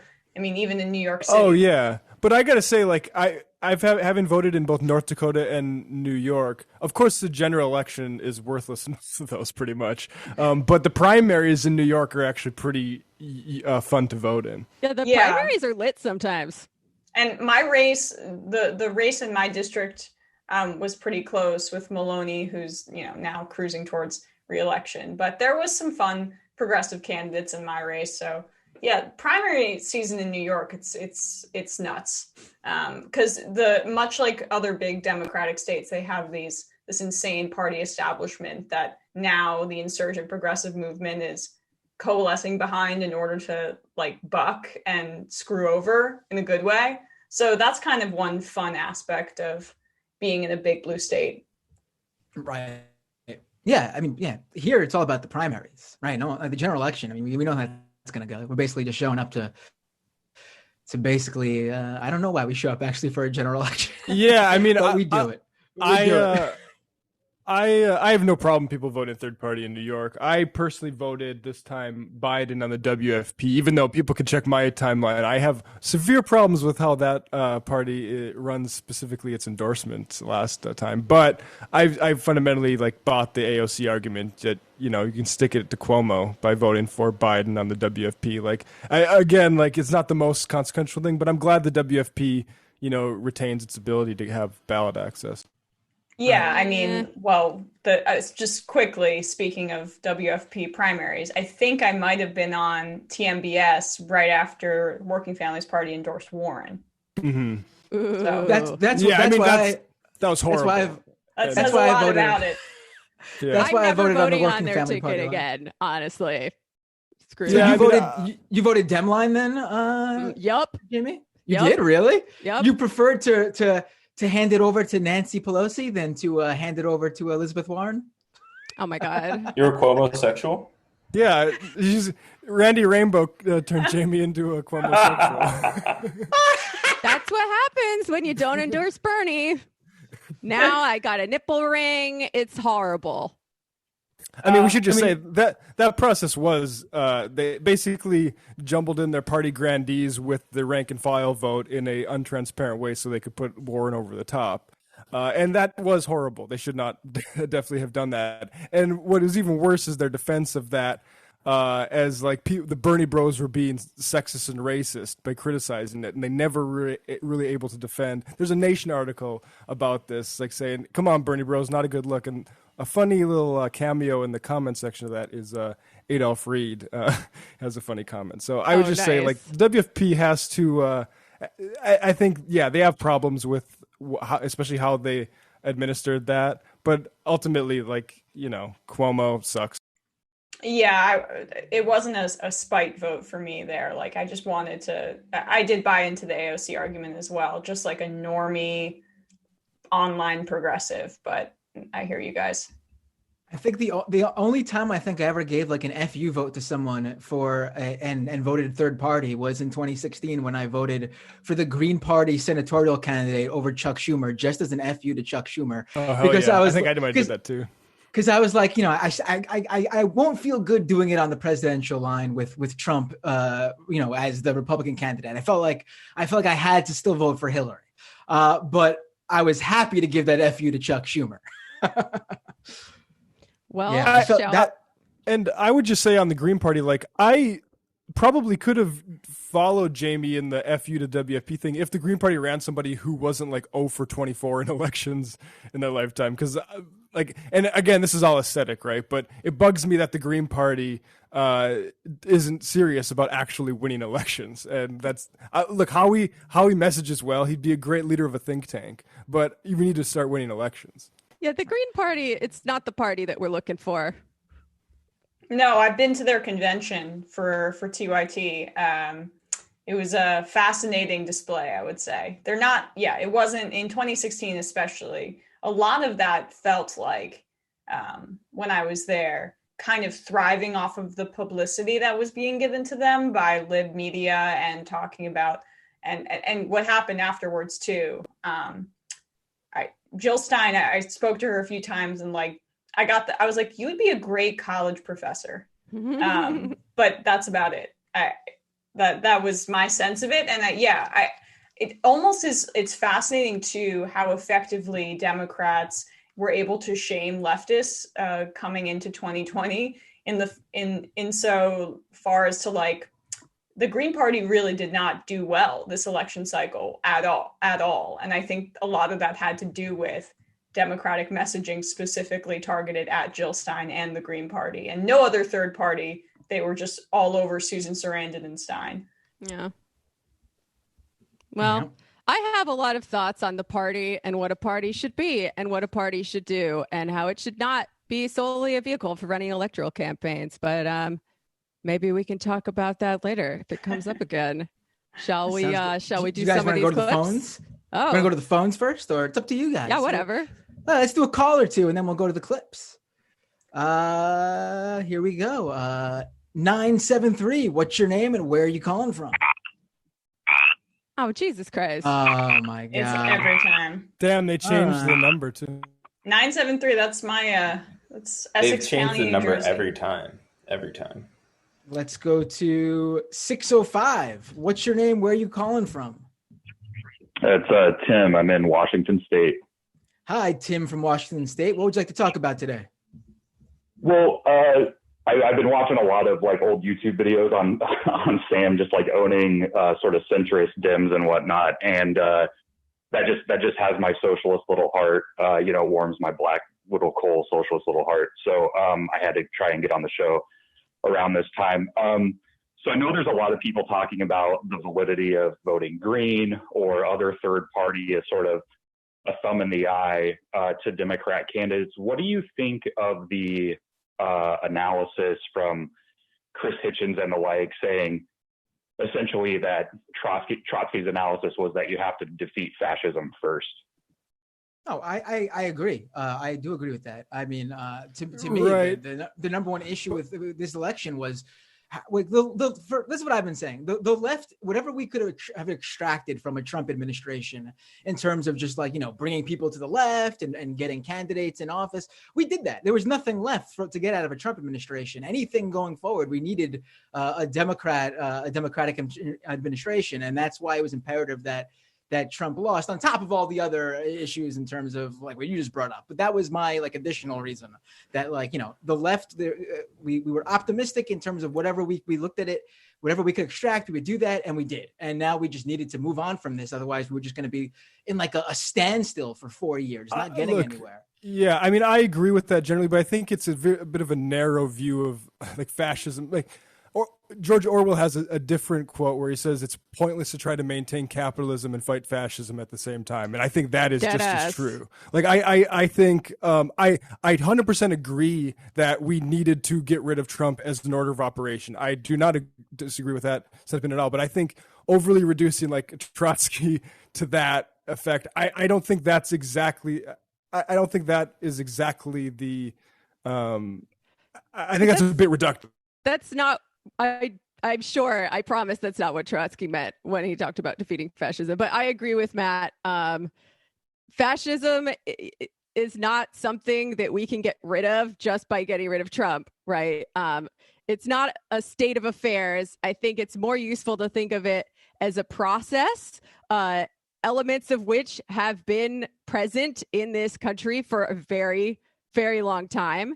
And I've talked before about the connections and the ways that this process grows out of capitalism, specifically the periodic crises of capitalism that are caused by the falling rate of profit, overproduction, things of that nature. You can see there is a real correlation through history with, the rise of right-wing nationalist authoritarian political formations with economic crisis. So if we really want to defeat fascism at the roots and stop this process from happening, we're going to have to go at capitalism and transform social relations in the world. That is not to say that it is not a good unto itself to get Trump out of there. But I think at best, having another placeholder Democrat like Joe Biden is a temporary stopgap measure to buy us a little more time, which we need.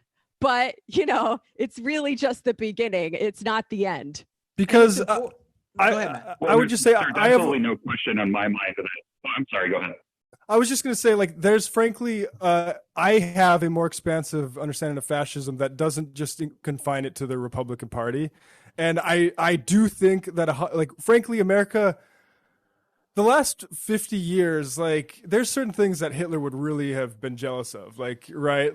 And I mean, I just Hitler think of took his cues off of America. People the things that. Right, and I understand, he wanted a bit more of the race purity thing, but in terms of, and maybe Hitler himself, but in terms of, the power structure in Nazi Germany, the corporations, this is exactly what they wanted. They wanted a democracy that wasn't, was neoliberalism, right? Economic decisions out of people's hands. So, I don't know. I think definitely people should not mistake the importance of getting rid of getting Trump out of office, because having a fascist in control, like I think a conscious fascist is in control of the executive branch is just horrible. And I don't think any leftist should minimize the severity of that. But like, I don't think we have a popular front against fascism. I think we have a popular front with certain fascist elements in it.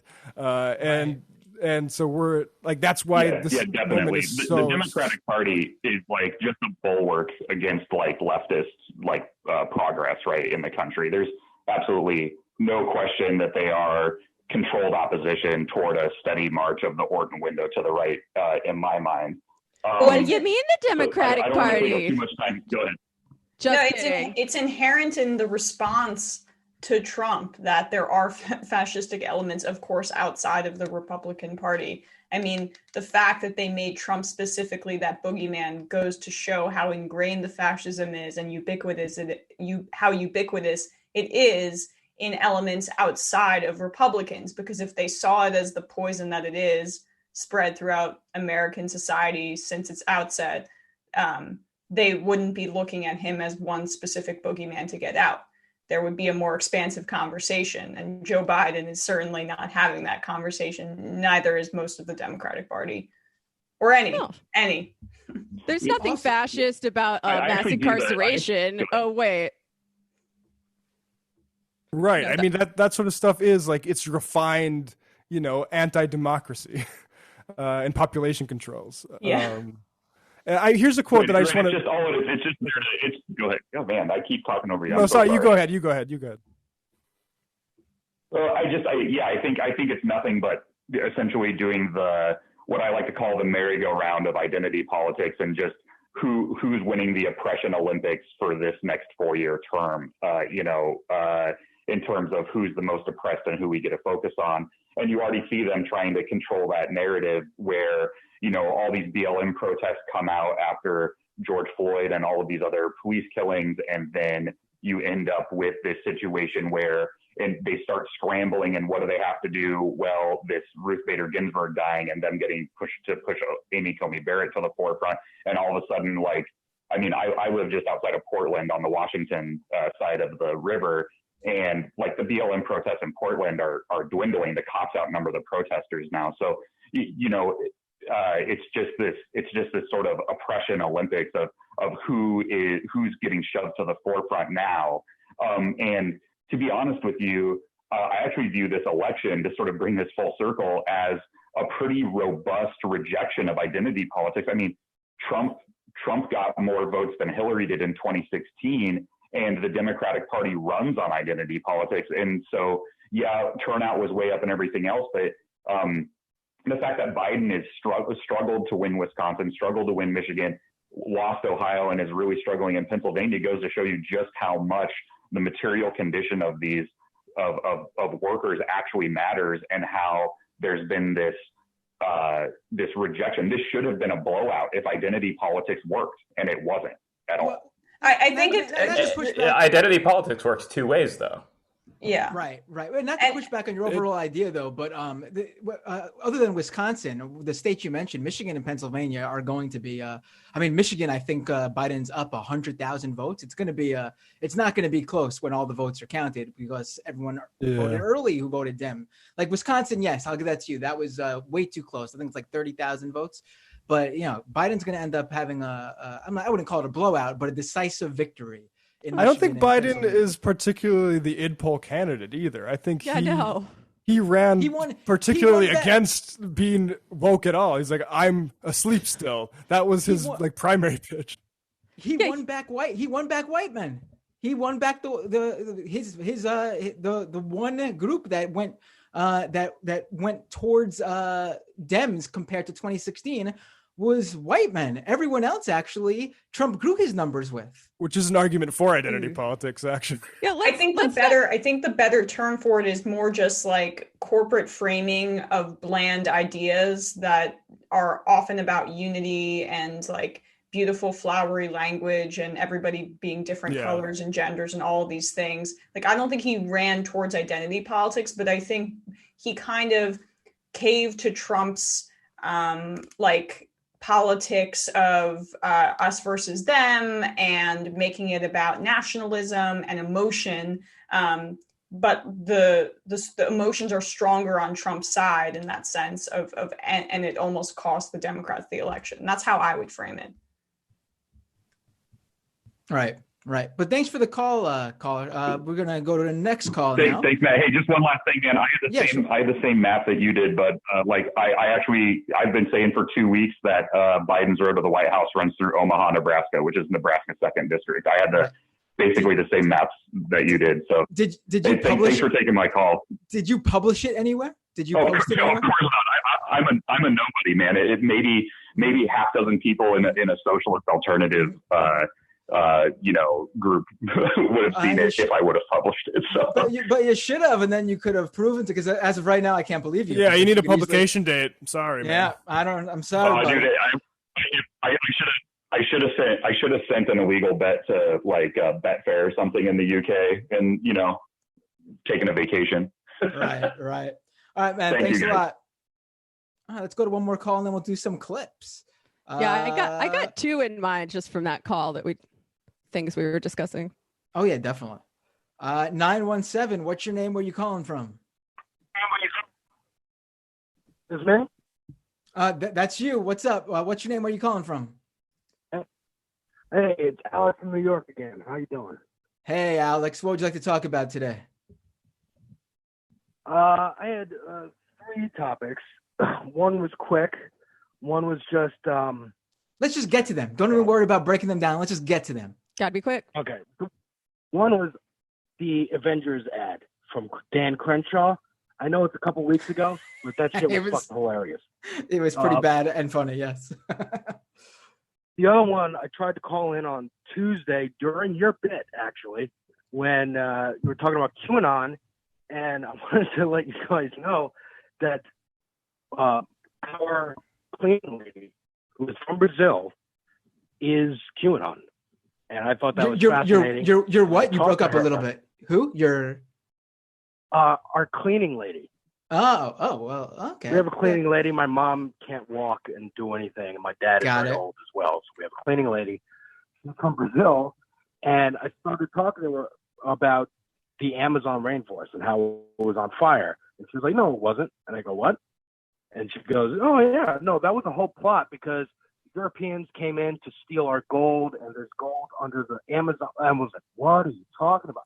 That's one I haven't heard. Tunnels. I mean, because she's getting also it's like from the Brazilian perspective. Right. She totally trusts the dictator there, and was talking about, oh, he's in league with Trump to help fight the pedophile ring of the tunnels under Central Park, and JFK is a lot, like all of it. And I was like, but did she? One of the conspiracy theories, one of my favorites of Bolsonaro's, was that Leonardo DiCaprio was responsible for the Amazon rainforest fires. Did you hear that one? Yeah, that's what she said. Yeah. There you go. The actors. Yeah. It was baffling to hear it. Speaking of QAnon, we got 2 QAnon congressional candidates who won. We're going to have 2 members of Congress who were QAnon believers, Lauren Boebert in Colorado, and then Marjorie Taylor Greene in Georgia. Nice. Marjorie Taylor Greene, I was looking at her Twitter feed. It's literally, you know how Twitter is putting the warning labels over tweets that claim stolen election or falsified election results? If you scroll down her Twitter, it's like every other tweet. I came across like 8 tweets in a row that were all labeled. You can't even read her tweets unless you click like view more anymore, because it's just conspiracy theory after conspiracy theory from her. Yeah. I didn't know about those other 2. I knew about Loeffler, and that. Did she win? Well, she's not a QAnon. She's going to the special election in January.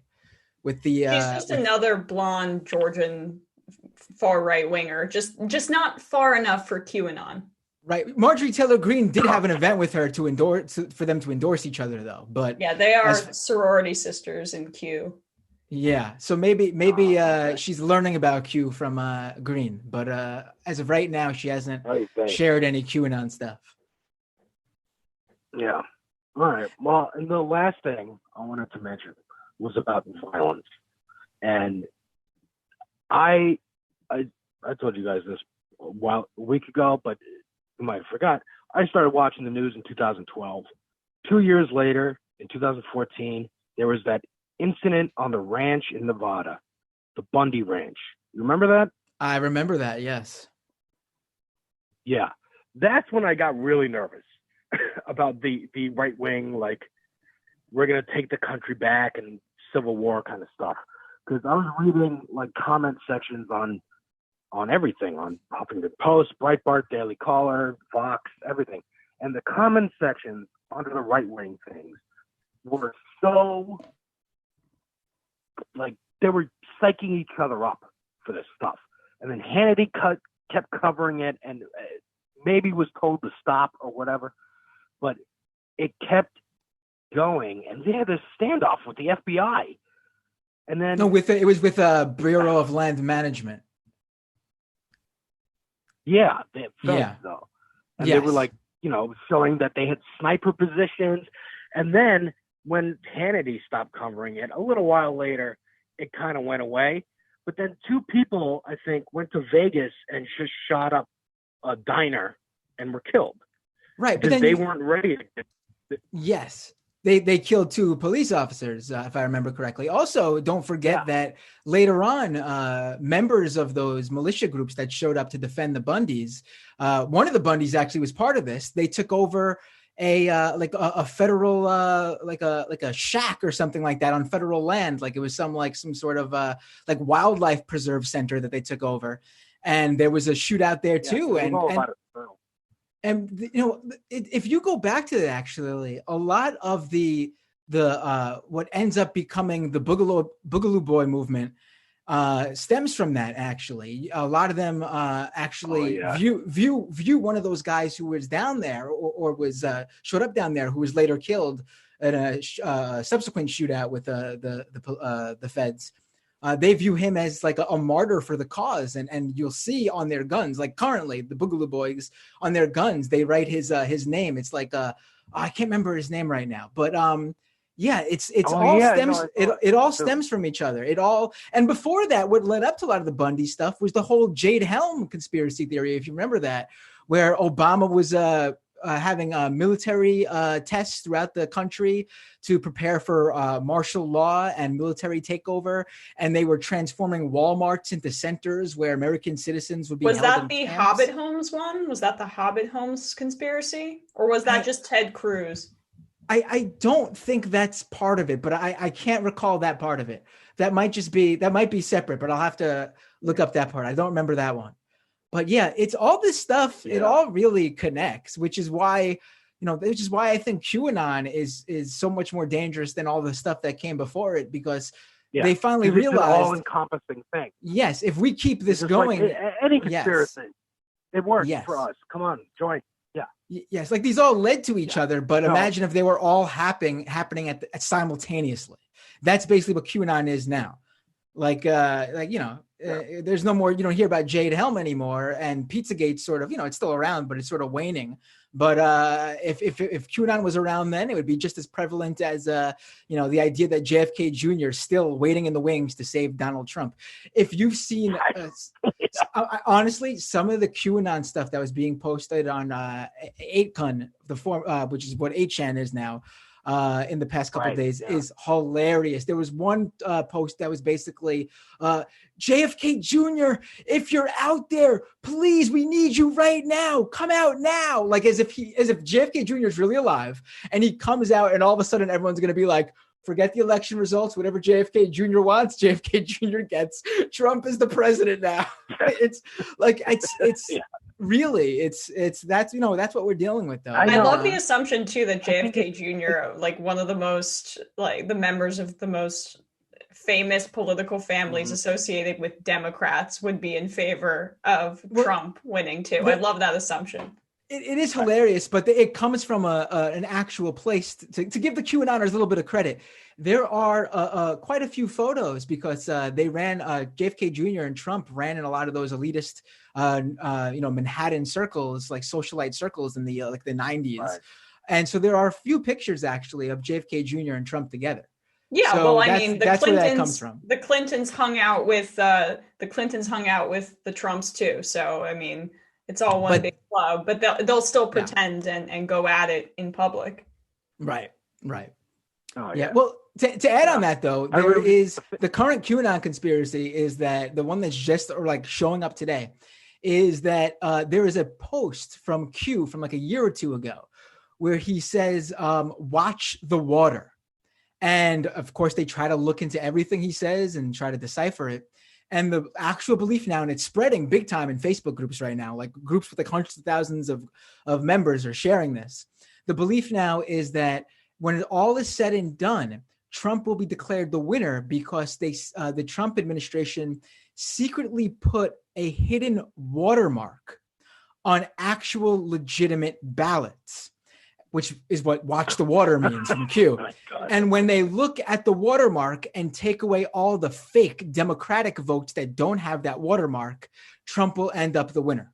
That's the current belief from the QAnon. You got to remember, though, a lot of this, I mean, look, they're nuts. And they're all, right, like we said, all the conspiracy theories joined together to this weird Voltron of idiocy. But it's also like 10, 15 years of us all having the ability to talk to each other through social media. That psychic shock of everybody being able to contact each other and have conversations, albeit in text format, in like short little bursts. I don't think we've even addressed how different that is for humanity.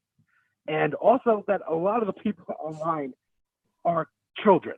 Like when you get mad at someone on Twitter or whatever, they might be 10, they might be 12 and just trying to get a rise out of you. And so are the people on 4chan and 8chan and all those places ramping up this stuff because they think it's funny. That was the OK symbol thing. And now it's a legit white supremacist symbol. And they made it that way because they thought it was funny.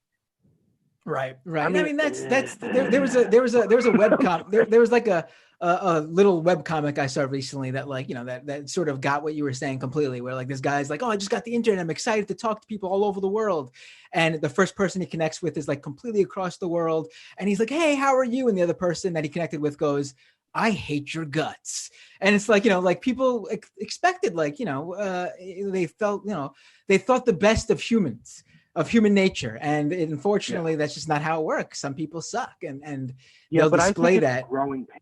I think the more and more this technology evolves and the more that everyone's just like joins into it, it's growing pains. There's violence, there's anger, there's a lot of yelling. I think overall, open communication is a net good. I don't think it's evil. I don't think it's bad. I don't think going after Facebook and Twitter and all this for like censorship and stuff. I just think a net good is everyone being able to talk to each other and communication, because that's how we solve problems. Yeah. All right, Alex, thanks a lot for the call. It was really great. Talk to you later. And Dude, call in. Thank you, guys. Welcome Emma to the show. Yeah. I don't think I even officially welcomed Emma to the show, because the first time I was on with you, Sam pretty much just put me on the spot and was like, so 10 years ago, Matt, remember when we first got this all together? So welcome, Emma. Thank you so much. And yeah, I'm just getting used to the format, learning from everybody. Pumped to be a part of the team. We don't know what Alex, we're doing. Take care. Yeah, I feel like in terms of just format, we're all just pretty much hanging out, and I'm cool with that. We're vibing. That's what I love. Jamie, you want to get to one of those clips you were talking about? Yeah. So there are really two clips that I thought of when we were talking to that guy just now about identity politics. So let's do this one first. So back in 2016, some of you may remember a tweet about how the Democrats were going to take a long, hard look in the mirror and say, we got to get a lot more racist. So on that note, Claire McCaskill now has taken that idea and kind of run with it because she's so good at politics. Let's play this clip. It's number 15. It's hard to pinpoint. I think it began around cultural issues. The Republican Party, I think, very adroitly adopted cultural issues as part of their main theme, whether you're talking guns or issues surrounding the right to abortion in this country, or things like gay marriage and the right for transsexuals and other people who we as a party have tried to, quote unquote, look after and make sure that they're treated fairly. As we circled those issues, we left some voters behind, and Republicans dove in with a vengeance and grabbed those voters. And you've seen this shift. You saw it in the South. I've seen it in the rural areas of my state. So we've got to get back to the meat and potatoes issues. We've got to get back to the issues where we are taking care of their families. And we also need to quit acting like we're smarter than everybody else, because we're not. I love how there's never any consideration that maybe those cultural issues were easier to glom onto because there was no economic message by the Democratic Party. I mean, that's the simplest solution, but her only assumption is to move away from talking about lifting up people who might be marginalized or discriminated against, as opposed to just supplementing it with an economic message. Yeah. So besides the obvious, her referring to trans people as transsexuals, right? Which that is, too. Very outmoded way to talk about transgender people, and she probably knows that. Maybe she's doing it already. Maybe she's doing her anti-woke thing. Claire McCaskill, go on Red Scare. I don't know, but what do you think qualifies as a meat and potatoes issue to Claire McCaskill? Is it making sure people don't get Medicare for all because she opposes M4A? Is it siding with Trump on the migrant caravan? Is it I don't know, some kind of minor tax credit thing that does nothing? What is she even talking about? I mean, we got to listen to Claire McCaskill, though, because obviously she knows how to win elections in I don't get why. It never, ever fails to amuse me that that's the person that was hired to talk down to Democrats and progressives about how to win. Well, did you see who apparently ran the Democratic super PAC to elect members to the House? Robbie Mook, notorious Robbie Mook, who how do you get another job after losing that 2016 campaign? And then he just lost multiple seats for the Democrats in the House in an election where we're in an economic depression and people are feeling extreme pain, tens of millions without health insurance, low wages. 61% of Americans won't have any emergency funds or savings by the end of the year. Plus, over 220,000 Americans are dead from COVID-19. It's the biggest political gift because things are so bad. And yet the Democrats lost seats in the House. Lost seats. I mean, that wasn't even in most election forecasters' realm of possibility. So I good job, Robbie Mook. I'm so glad. I'm sure he'll get employed to be, Biden's chief of staff now. Yeah. Right. They'll somehow replace Nancy Pelosi with Robbie Mook. Yeah. I also want to really spotlight, when we talk about the Democrats doing identity politics, what are we even saying? Right? Because, identity politics as a term was coined by the Combahee River Collective, which was a group of queer, Black, Marxist feminists who wanted to look at axes of identity and the way that they intersected with class oppression, because that is the only way to actually liberate people. It doesn't mean what it has come to mean, which is pure, empty virtue signaling on the part of the left wing of neoliberalism, right? You actually can't be for trans rights or for civil rights or whatever if you don't also want to take care of people's basic material needs. So it's a little weird to think that the Democrats are even doing identity politics to begin with. Maybe we need a new word. I don't know. Yeah. Also, a really bizarre argument from Claire McCaskill when, again, we talked about this earlier, but Trump did better this year than in 2016 with Blacks, Latinos, and women. Yeah. The only group he did, the only demographic that he did worse with was white men. I mean, obviously he still won them over, but he did worse with them. Well, as of now, I mean, we're going to have to look at the data more closely because exit polling can be really, really shoddy. But it does seem super clear, at least on the Latino point, that Trump has made significant inroads with Latino voters. He invested a ton of money in ad buys on Spanish language channels, even though he had less money than Biden by like a country mile. I mean, the Biden campaign was basically saying to the media, we do not care about appealing to Latino voters.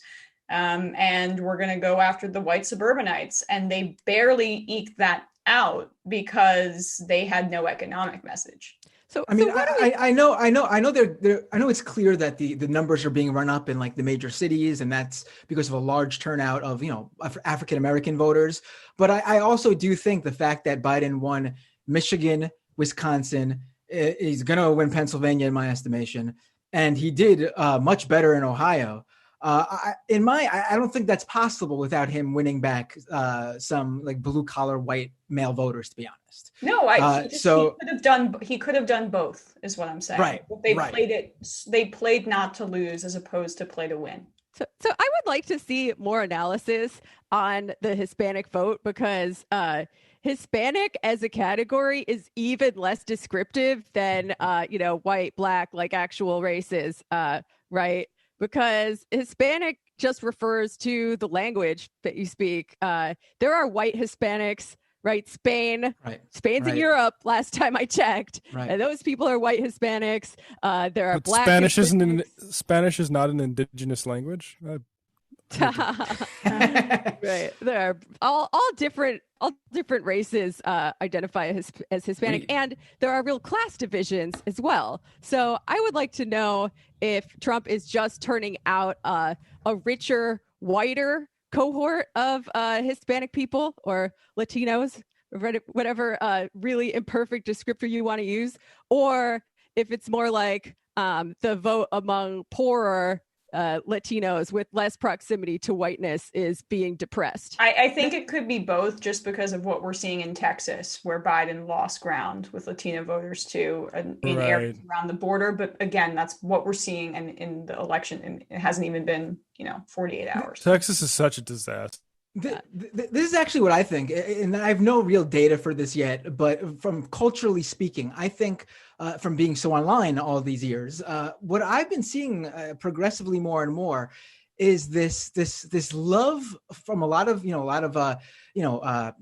Latino and Black men between the ages of like 30 and 45, like older millennials to like Gen X, where there's this love for like the hustle culture. And like all about the like becoming an entrepreneur and bragging about working 24/7. And I know it's bullshit, but Trump has built his entire brand around that. He's Mr. Successful Businessman. He's all about the bravado of his success as an entrepreneur. He's kind of like in the real estate. ultimate influencer when you think about it, right? Right. And dovetails with influencer culture. And there's all this, like, especially among like people who want to become like tech billionaires, this whole aspirational working 24/7, working on the weekends, 18-hour days, never seeing your family or girlfriend or whatever. And I think if you look at the demographics that like that stuff really resonates with, and the demographics that Trump ran better with, I think you're going to see overlap, quite honestly. And I think it's because of that cultural thing where they think Trump is that guy and they want to beat Trump and they admire his bullshit fake success, but obviously they don't know it's bullshit fake success. And that sort of brought them to him. Well, that's the American dream, right? That's what makes Donald Trump the perfect American president, down to like the reality TV stuff. I mean, he is the embodiment of at least modern day America, sadly. Yeah. And if you look at the polls of what Latino voters care about for whatever that category is worth, which I think is not a lot, it's jobs in the economy first, and then it is healthcare, and immigration and racial justice are way below that. And at a time of economic crisis, it's not that surprising that a lot of people would default to a kind of economic nationalism that is presenting itself as some kind of shelter from the ravages of the world market, which is very confusing.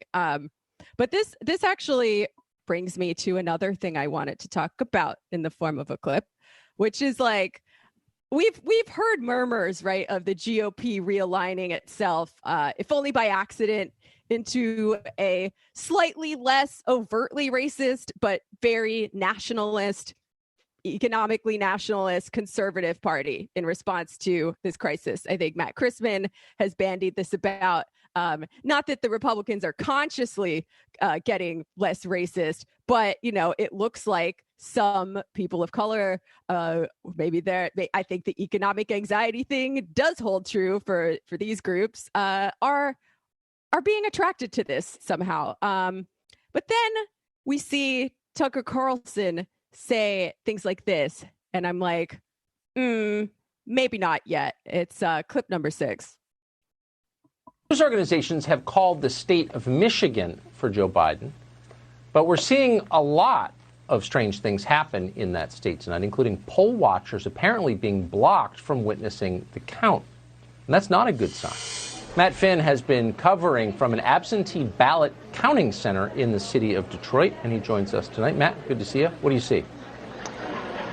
Tucker, today there are some pretty tense moments inside of this room. Basically, some poll workers or some of the voting challengers told us that there was not an equal number of Democrats and Republicans in this room throughout the entire process. It led to some shoving matches or some fighting matches, and eventually police had to step in and escort people out of the absentee ballot counting room. I took these people's claims to the Secretary of State here in Michigan. A spokesperson tells us in part, quote, these are poll challengers who have a legal avenue to address any legitimate concerns regarding any rules they claim we're not following. Now, in the midst of all that chaos, there were some windows back here that allowed for observation that were covered up with paper and posters. That led to even more confusion and outrage as protesters pounded on these windows, demanding the ability to see inside. I talked to Detroit City Attorney a short while ago. He tells us he ordered some of the windows to be covered because some of the poll workers nearest the windows were concerned that people were filming them or information on the ballots. And right now, Detroit, Tucker, tells us that it has about 1,500 absentee ballots or less to be counted, and then all of Detroit's absentee ballots will be counted. Tucker. Matt Finn, thanks. Detroit, Michigan, one of the most mismanaged places in the Western Hemisphere. Now tonight helping to pick your president. Well, today the Trump campaign announced legal action. Some real racism there, just open about it, mismanaged. And yeah, how dare the voters in Detroit be able to pick your president?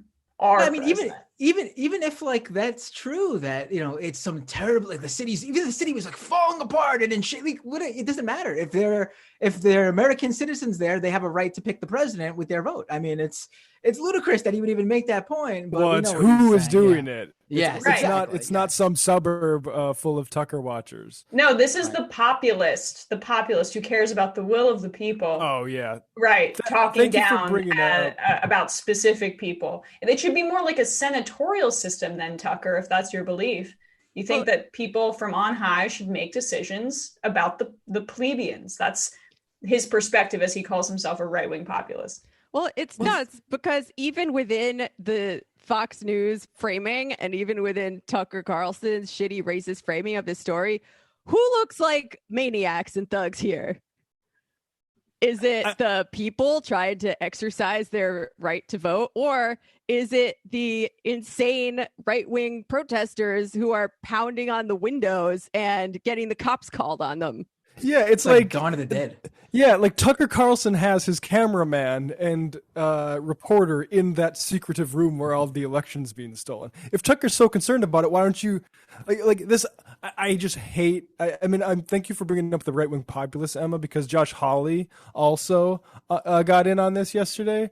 And Josh Hawley is some kind of Ivy League law student guy, so he knows better than this. But he's a propagandist. He's a reactionary propagandist. And so, the scene happens.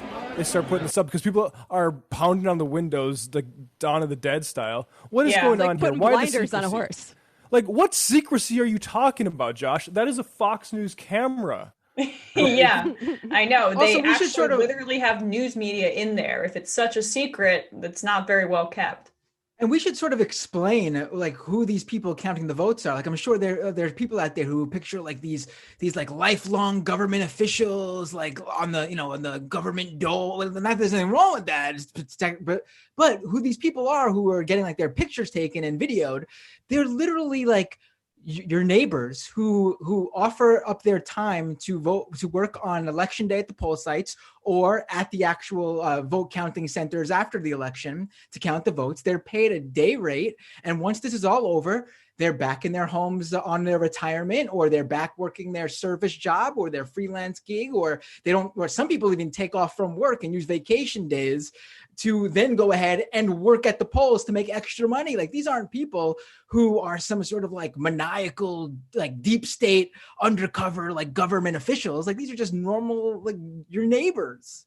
Well, they're willing to go that extra mile to steal the election from Donald Trump, Yeah, and get paid to do it too. How outrageous. I do want to say, like, you look at how this is developing. I think if you want to get involved, I've been saying this before, like, better than get involved with your local Democratic Party is get involved with administrating elections, because these people are they're going to figure out a way to how to get in on the right side of the glass, I think, in the future. And it's scary. So we're going to need to administer democracy and make sure it's not left into the hands of these people because I think they're going to really try to flood the zone, seeing how this went. Well, I mean, the dear leader is saying that the election's going to be stolen over and over and over and over and over again, that it is being stolen, which is what we knew he'd say, but I feel sometimes like we still underestimate how dangerous that is. Yeah. Well, luckily those ballots have those watermarks. Yeah. Well, yeah, and I think that's a Josh Hawley point is like, this is not just a Trump problem. This is a Republican, like, somebody pointed out on Twitter, like, to move from stop the recount in 2000 to stop the count in 2000, that's the trajectory of this party. And it's not just Trump. If it was close enough and there was a significance enough for them to steal us, they'd steal it. Yeah. Or at least actually do it. And I don't think that, it's opportune for them right now. Yeah. Well, for better or for worse, Democrats are largely institutionalists. They believe in our bourgeois institutions, such as voting and the process. They're not going to do a very good job defending it, if you want me to look into my crystal ball. But, hopefully there's lots of people who will. Well, yeah, we don't need to go through the Democrats at all to work in terms of administering elections. That's like a local civics thing. Word. All right. You guys want to go back to the phones? Let's go back to the phones. And then if you got any other clips you want, we can do after that. All right, let's go to 847. What's your name? Where you calling from? Matt. It's Nancy Pelosi. Oh, Nancy. It's Congresswoman Pelosi, I should say. Got to put respect on that name. No, you shouldn't. You're gotta call her Crazy Nancy. Like Jim Cramer. Sorry. What's that, Nancy? I appreciate the ice cream you sent me, Matt. Oh, right. Oh, wait. Emma might not know this, but Emma, there's a long-standing, I guess you could call it bit on this show where I am a Nancy Pelosi stan. It's not a bit. No, it's just reality. Right, just reality. Yeah. Sounds like you're overcompensating for your love for her. She's my Khaleesi and I'm her Jorah Mormont. So that's how that goes. But how you doing, Nancy? Yeah. How you feeling after losing all those seats? Losing, young man. As Comrade Tech said, she voted to empower me the other day on the Democratic line. And I'm thinking, particularly these analysis that you're doing, that these people are saying that we lost, they just don't know what they're talking about, I think, Because I was out there on the bread line with Comrade Tech. We're now starting a new caucus in DSA, bread and ice cream. You're welcome to be a part of. Right. Handing out ice cream to people. But I think this was great. It was a blue victory, or as I should say, red for the working class. Like in the struggle, So what are we gonna do if it looks like Biden's gonna win the presidency and we will, the Dems will retain the House by less than they did last time, but still, it seems like the Senate might be lost. What are the plans there, Nancy? Well, the plan is to go to Joe and we'll have some ice cream. And I'll bring Comrade Peck with me, Comrade Jamie Peck.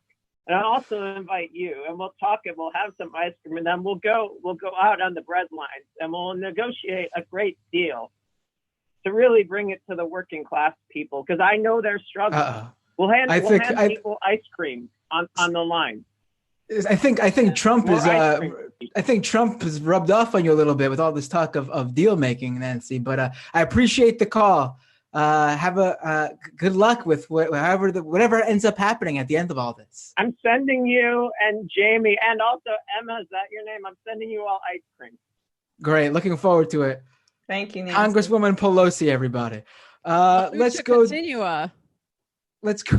772. What's your name? Where are you calling from? Hey, this is McKenna from Tampa, Florida. Hi, McKenna. How are you doing? What would you like to talk about today? I'm hanging in there. I'm calling in to briefly talk about the passage of Florida's minimum wage amendment as someone who's covered it locally, and to speak on some of the work that went into Florida's fight for $15 minimum wage. Yes, please. To me, the fact that passed, and I believe the vote total for that was more than either Joe Biden, like the vote to pass that was more than Joe Biden or Donald Trump's final vote tally, which means a lot of people bipartisanly voted for that in Florida. And then of course Joe Biden, the Democrat, ends up losing Florida anyway. And it says a lot to me right there. But let me get your local perspective here on this. Yeah, so for anyone who doesn't know, under Florida's Amendment 2, the state minimum wage will be gradually increasing to $15 by 2026, beginning with an increase to $10 next September in 2021. And then it'll increase in $1 increments each year after until reaching $15. And Florida is the 8th state nationwide to get on track towards the $15 minimum wage, along with dozens of other cities across the country. According to the Florida Policy Institute, more than a quarter of Florida's workforce, which is 2.5 million workers, will be seeing this pay increase. And pretty importantly, women of color in the workforce, particularly Black and Latinx women, are expected to see the greatest gain from this. So in addition to raising wages, it's also expected to help reduce pay inequities experienced by people of color, and especially women of color in Florida's workforce. Hell yeah, there's that intersectionality we were talking about before. Right. Hell yeah.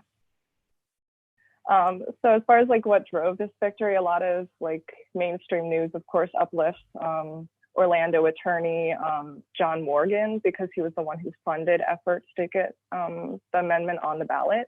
He's also done a lot of media about it, saying how it's the moral thing to do, good for business, etc. But arguably more important than his role, in my opinion, is that of Florida's organized labor unions like SEIU, low-wage workers with the Fight for 15 PAC, and political organizations like the Florida Immigrant Coalition, Dream Defenders, and several Florida DSA chapters, including Tampa DSA and Pinellas DSA. So a few months ago, those organizations and more than a dozen others formed a statewide coalition to boost support for Amendment 2. And according to a local DSA organizer I talked to, who was really active in the campaign, the coalition sent a total of 3.1 million texts to Florida voters. And locally, DSA chapters held a lot of sign waving events. Dream Defenders did car caravans, as did Fight for 15. And fast food workers and other low-wage workers across the state were truly the heart and soul in this. McDonald's workers in particular drove the Fight for 15 work, in part because McDonald's sits on the board of an association that poured hundreds of thousands of dollars into an anti-Amendment 2 PAC. And then DSA National also endorsed the amendment after local chapters reached out. And of course, a lot of DSA folks and organizers would like to see a minimum wage above $15, especially by the time we get to 2026. But this is still largely perceived as a victory, granted, as long as it does come to fruition. Right. I mean, it was definitely a bright spot out of Florida. Overall a bright spot of election night. Yeah. But to see that coming out of Florida, it was really good to see. Yeah, I mean, especially, I know it's not the same thing, but in light of Prop 22 in California passing, which was unfortunate, it was good to see a labor win on the other side of the country. But yeah, thanks for calling in with all that. I really appreciate the call. I'm going to ask one more question. So as we know, Florida went to Trump, but also voted for a minimum wage increase, which is very progressive. And, not a lot of people know this, but apparently Joe Biden had a $15 minimum wage in his platform. So I have my own theories on this, but where do you think this disconnect is coming from? Or this disparity, I should say. Well, I mean, so the state Democratic Party is kind of a mess, which I think has been one of the key takeaways from election night here locally. But with the Fight for 15 stuff, I mean, that was driven by labor unions and low-wage workers and political organizations to the left mostly. So I think their organizing was, their outreach to people was a lot different than I think some of the outreach from the Democratic Party largely was. It was pretty disappointing, honestly, to see the outcome of a lot of congressional races here locally and across the state. But the Fight for 15 campaign just really had their shit together, and they made it happen. And just one other question, because I know that sometimes when they, you have these ballot initiatives, there can be procedural ways that people in government get in the way. Is there any inkling that DeSantis and the rest of Florida's government could try to stymie this? I think there's definitely a concern. I haven't seen anything definitive yet. I've heard rumors, but I think that's definitely a concern, and I'm definitely concerned, especially with here in Florida. Of course, we have a Republican-controlled legislature, and we didn't win like we thought we would with some of these congressional seats. So, I think we could be in trouble. I'm not sure. I wonder if they'll find a way to carve out exceptions. Oh my goodness! Your business needs to have more than 1,000 employees for something like that. Yeah, that was actually one of the concerns I think some people had about even voting for it, because some people were like, why doesn't it have these exceptions? But of course, I don't think it really necessarily needs those exceptions, especially by 2026. It's past time. Well, yeah. I found it very encouraging because, as we saw from the victory of Prop 22 in California, it's possible for powerful corporations, if they spend enough money on it, to straight up write the labor law. And it could feel like there's not a lot that average workers can do to fight back. But in this case, they fought and they won. Now, was there a $200 million disinformation campaign working against them? No, there wasn't. But I'm sure there was a lot of money from local business interests and whatnot. And they organized and they empowered themselves and each other, and they won. You know what I wonder though? I know so much money was spent on Prop 22 from the big tech companies like Uber and Lyft and DoorDash, but I really don't think they were as effective as the simple use of their apps to push notifications to every Californian who had these apps on their phone on how to vote. I think that is so being undercovered here. I don't think this has ever happened before, where a major corporation that is on everybody's is part of an item that people use all the time. Imagine McDonald's or Burger. They actually do. I'm sure there a lot of people have McDonald's and Burger King apps on their phone to get the special deals or whatever. And I do wonder now, is this the new thing we're going to see? Next time there's a $15 minimum wage on the ballot in some state, will McDonald's and Burger King, emboldened by what they saw Uber do in California, will they suddenly send out these push notifications to everyone with the McDonald's app on their phone saying how to vote here. And who knows, maybe if you vote in this way, you get a special deal when you click yes on the notification to say that you read it. Do you know what I mean? Like, I think this is really the dystopian reality we're sort of missing out on in this vote. I think the money spent, that $200 million, ton of money, I think it is nothing compared to how effective those push notifications were. But McKenna, thank you for the call. I really appreciate it. Yeah, thanks so much for taking my call. I love the show, and I just wanted to say, since I called a few months ago back in May, but since then I just wanted to express my condolences for the passing of Michael Brooks, because he was a really important person to me, and he's definitely missed on the show and just in general as such an important person. But thank you so much for the call. For answering my call. Right. I've been thinking. I mean, I think about Michael a lot, but especially been thinking of him a lot these past couple of days with the election. Mm-hmm. I really miss him, especially when I'm like locked in a debate with Sam. Like, where is Nation of Islam Obama when you need him? Right. I'm gonna have to learn some voices or something. Yeah. Something.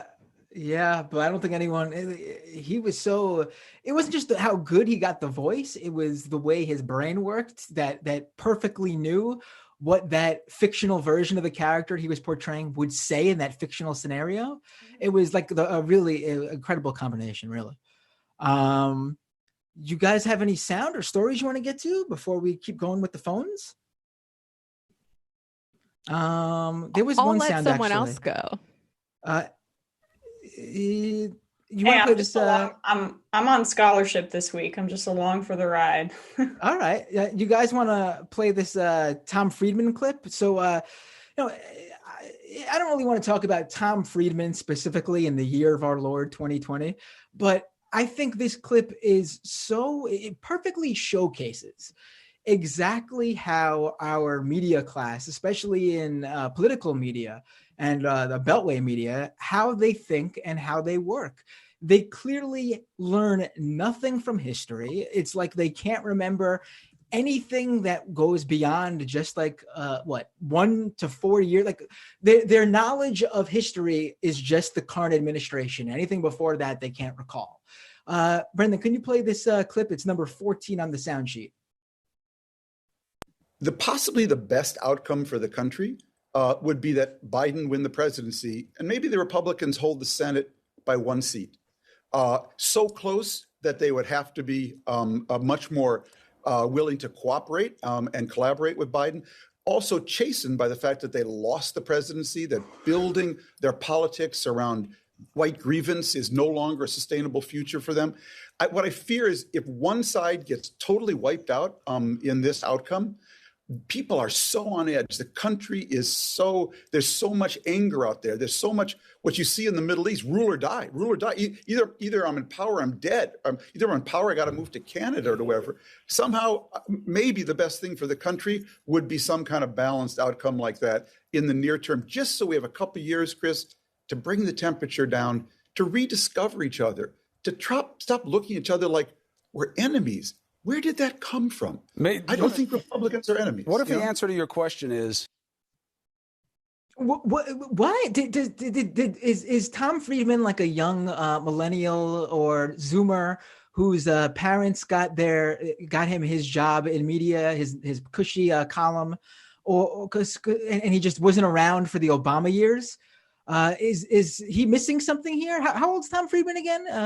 Yeah, well, I mean, this is what happens when you see politics in this very lofty sense, and you see in this kind of American exceptionalist way, like, oh, look at our democracy, look at our institutions, and when we find the center, that's the sweet spot that gives Friedman an orgasm. And that's really what it is, and that's when you take policy out of politics. That's the exact Frankenstein.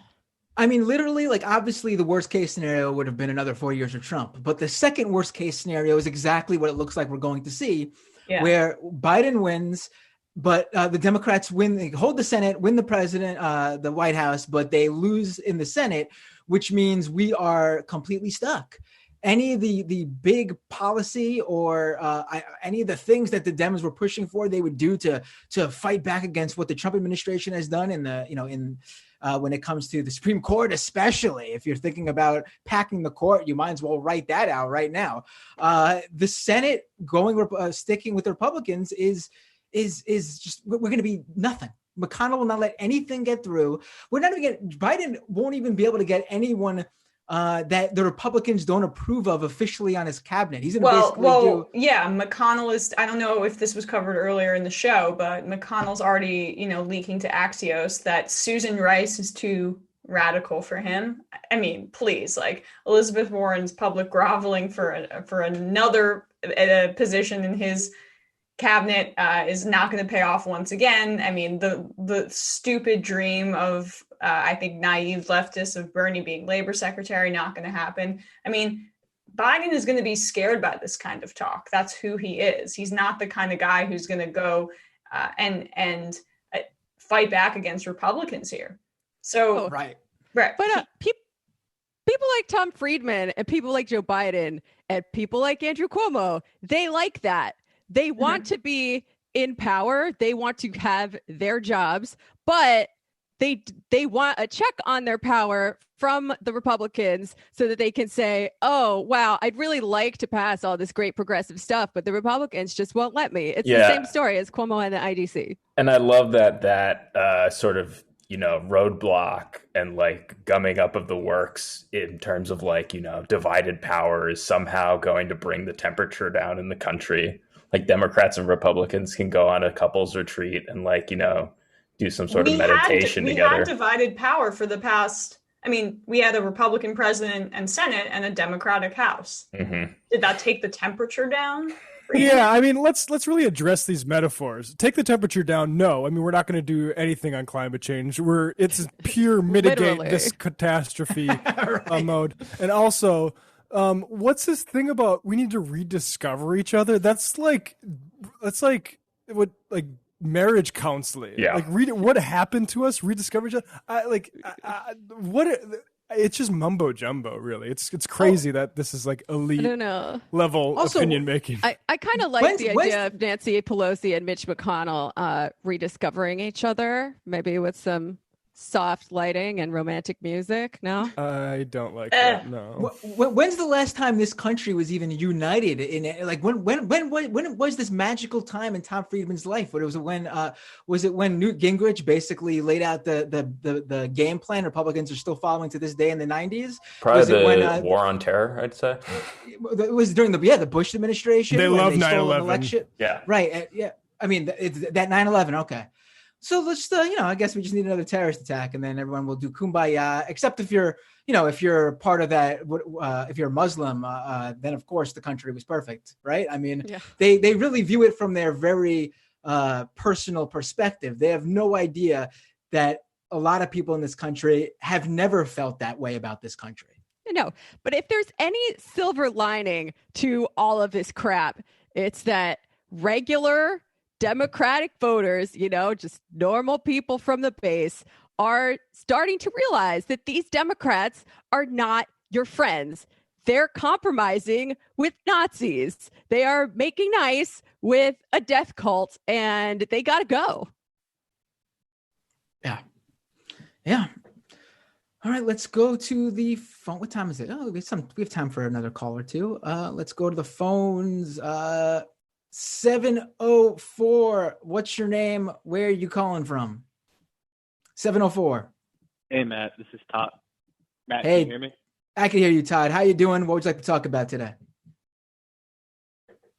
Hey, at the top, I want to say glad the election's over because we all go back to hating the Democratic Party. But Hell yeah. On that note, and what Jamie just mentioned, yes, and on that note, and back to what Jamie just mentioned, speaking of where I went to school in North Carolina and Nazis, the Madison Hawthorne won his election in NC-11, I think. The guy who went to the Eagle's Nest and called Hitler Mein Führer or whatever. Oh, right. The first thing he did when he found out that he won was he tweeted out, "Cry more, libs." Yeah. This is a guy who's going. Yeah. On that note, and so the Democrat who ran against him chief prosecutor at Guantanamo Bay. Oh my God. So we're doing great. Was it a girl boss though? We're doing great. No, it wasn't a girl boss. It was Colonel Mo Davis. Because if it was a girl boss, I'd say, He actually had to resign. That's progress. Yeah. Was it? Admiral Nancy Comrade Pelosi would be all for that. How did the Guantanamo guy do? Was it a close race or was it a blowout? How did he even do? It's like an R district already, not like so it's gerrymandered. The city of Asheville is like super liberal. I think actually Bernie won it in the primary, but it's surrounded by these like mountain areas that I think could actually probably be turned pretty left, but no one in the Democratic Party is interested in trying to do that. So it goes Republican by about like 6 or 7 points most times. So it's considered like a lean R district. Right. I was just wondering because when you described the Democratic candidate, I immediately thought about how all that money poured into the McGrath-McConnell race in Kentucky, and it was like the quickest of all the down ballot races called. The second Kentucky closed the polls, they announced that McConnell was reelected. All that money just set on fire and then tossed out to sea. I don't know. It's just ridiculous. A similar. It kind of reminds me of the New Mexico primary where Valerie Plame lost to the AOC endorsed candidate. Mm-hmm. Absolutely. And can we talk about the primary? He won 54-42. Sorry, go ahead, Jamie. The guy that Amy McGrath beat in the primary, Charles Booker. I'm getting this Booker. right? Yeah. I'm like deeply insecure about my knowledge of electoral politics, but I just read something by Terrence Petrobillies about it. He had a really good progressive platform that he was running on, which was supposed to unite urban and rural places via shared working class concerns, right? From the city to the holler, something like that. Yeah, well, and he almost eked it out. To the holler. That's so good.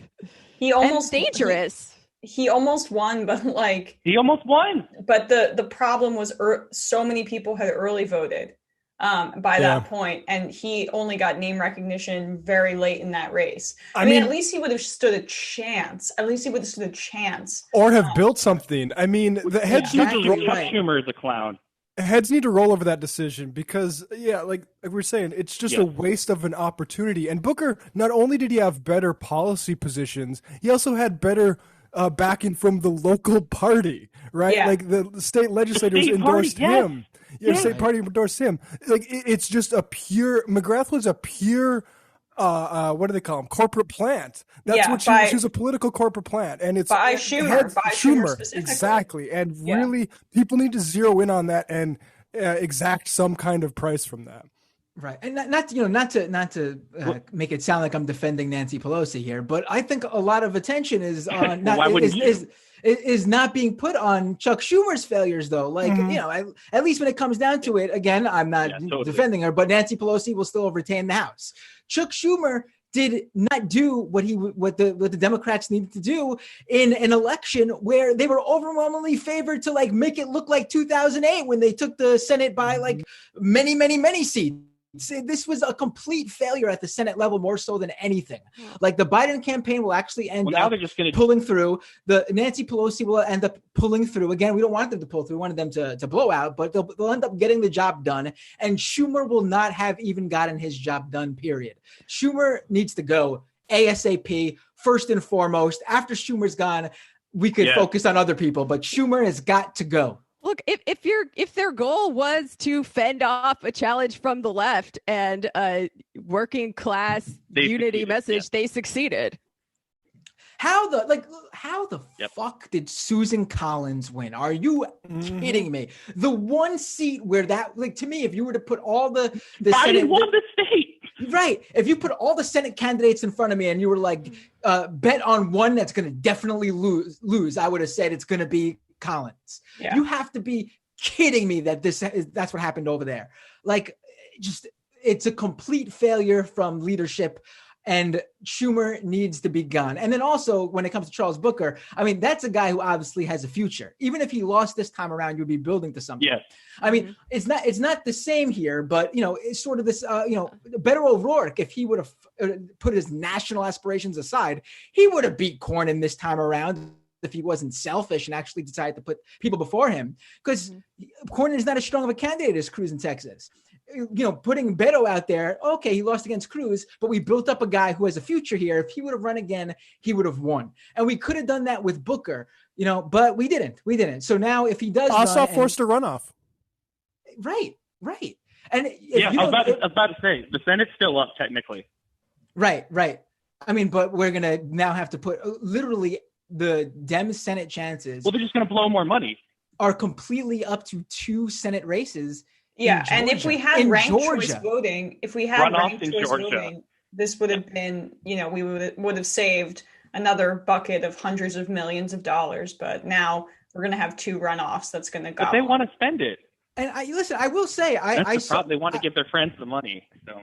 I will say this though, I don't know about. I remember Ossoff was a terrible candidate when he ran that special election in like that first year of the Trump administration.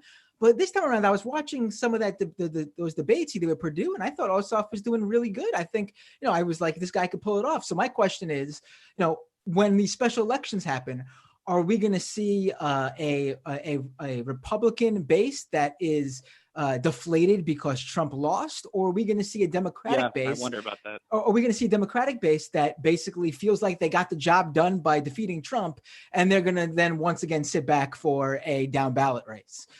Because this is the ball game right here. These 2 races are going to be, in my estimation, just as important as defeating Trump, if maybe even more so. More. Yeah. More. Yeah. So anyway, I've put a lot of your time up, so I'll go. But thanks a lot, Todd. Great call. I was just gonna say, people go back and forth a lot about whether Bernie would have won.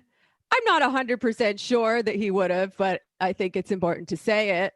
But like just listening to our last caller from Florida too, talking about the model of grassroots mobilization that got people out to vote in favor of their material interests in Fight for 15. It's a very similar model to the Bernie Sanders campaign's model of mobilization. Just saying. Right.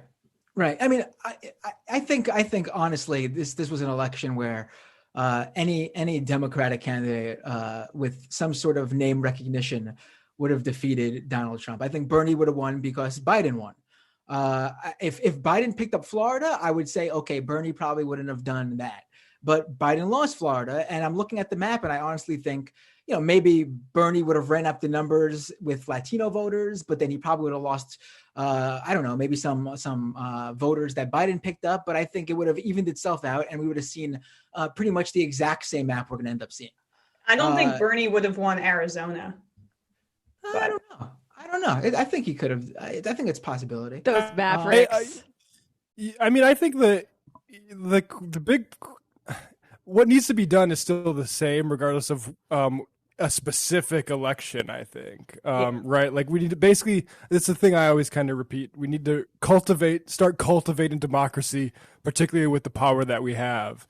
And whether that is could win you a certain county this year or last versus last time. I mean, I'm just glad that frankly Trump is out of office. It looks like, but I do think that down ballot particularly would have been better if Bernie was the candidate. Yes, the state houses and everything. Yeah, well, there would have been a national down ballot strategy as opposed to just like. Trump's bad, but let's not focus on Republicans in general. And so Republicans will overperform in Congress. Right. Yeah, Bustos gave a quote today that was basically the exact same thing that Robbie Mook said about 2016. Our polls, Senate polls, Gov polls, presidential polls, Republican polls, public polls, turnout models and prognosticators all pointed to one political environment. That environment never materialized.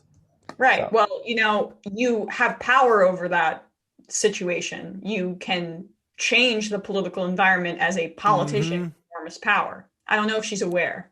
Yep. Can you guys imagine what this race would have been like if it weren't for the global pandemic? Like, it wouldn't have even been close. Yeah, it would have been a bloodbath. Yeah, I think that's what people are missing when they're shocked that certain counties that got hit hard with COVID went to Trump, because I think you might look at the economics in those counties and say those people are probably doing pretty well. Because, I mean, at least self-reportedly, people are saying they're doing way better than they were before the 4 years ago, particularly before COVID. And I don't think everybody is as up to date on how badly Trump and the Republicans are botching this, particularly because you have Nancy Pelosi mixing messages about, fiscal responsibility and, turning down offers like the $1.8 trillion. In terms of mixed messaging, it's there for the Republicans to make hay out of. Right. I should also correct what I said. It looks like Biden will win. I said Bernie would have won because Biden won. We still don't know. But I'm pretty sure he's going to. I mean, it's looking very much in his favor.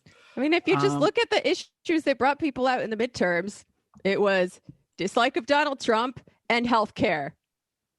Biden has dislike of Donald Trump, healthcare, not so much. There is an analysis of that, though, that I saw that I think makes a lot of sense, and I didn't think of it. And I think a lot of people haven't thought about this. The Dems did so well in the midterms because if you were an anti-Trump voter, maybe you even wouldn't usually vote for the Democratic down-ballot candidate.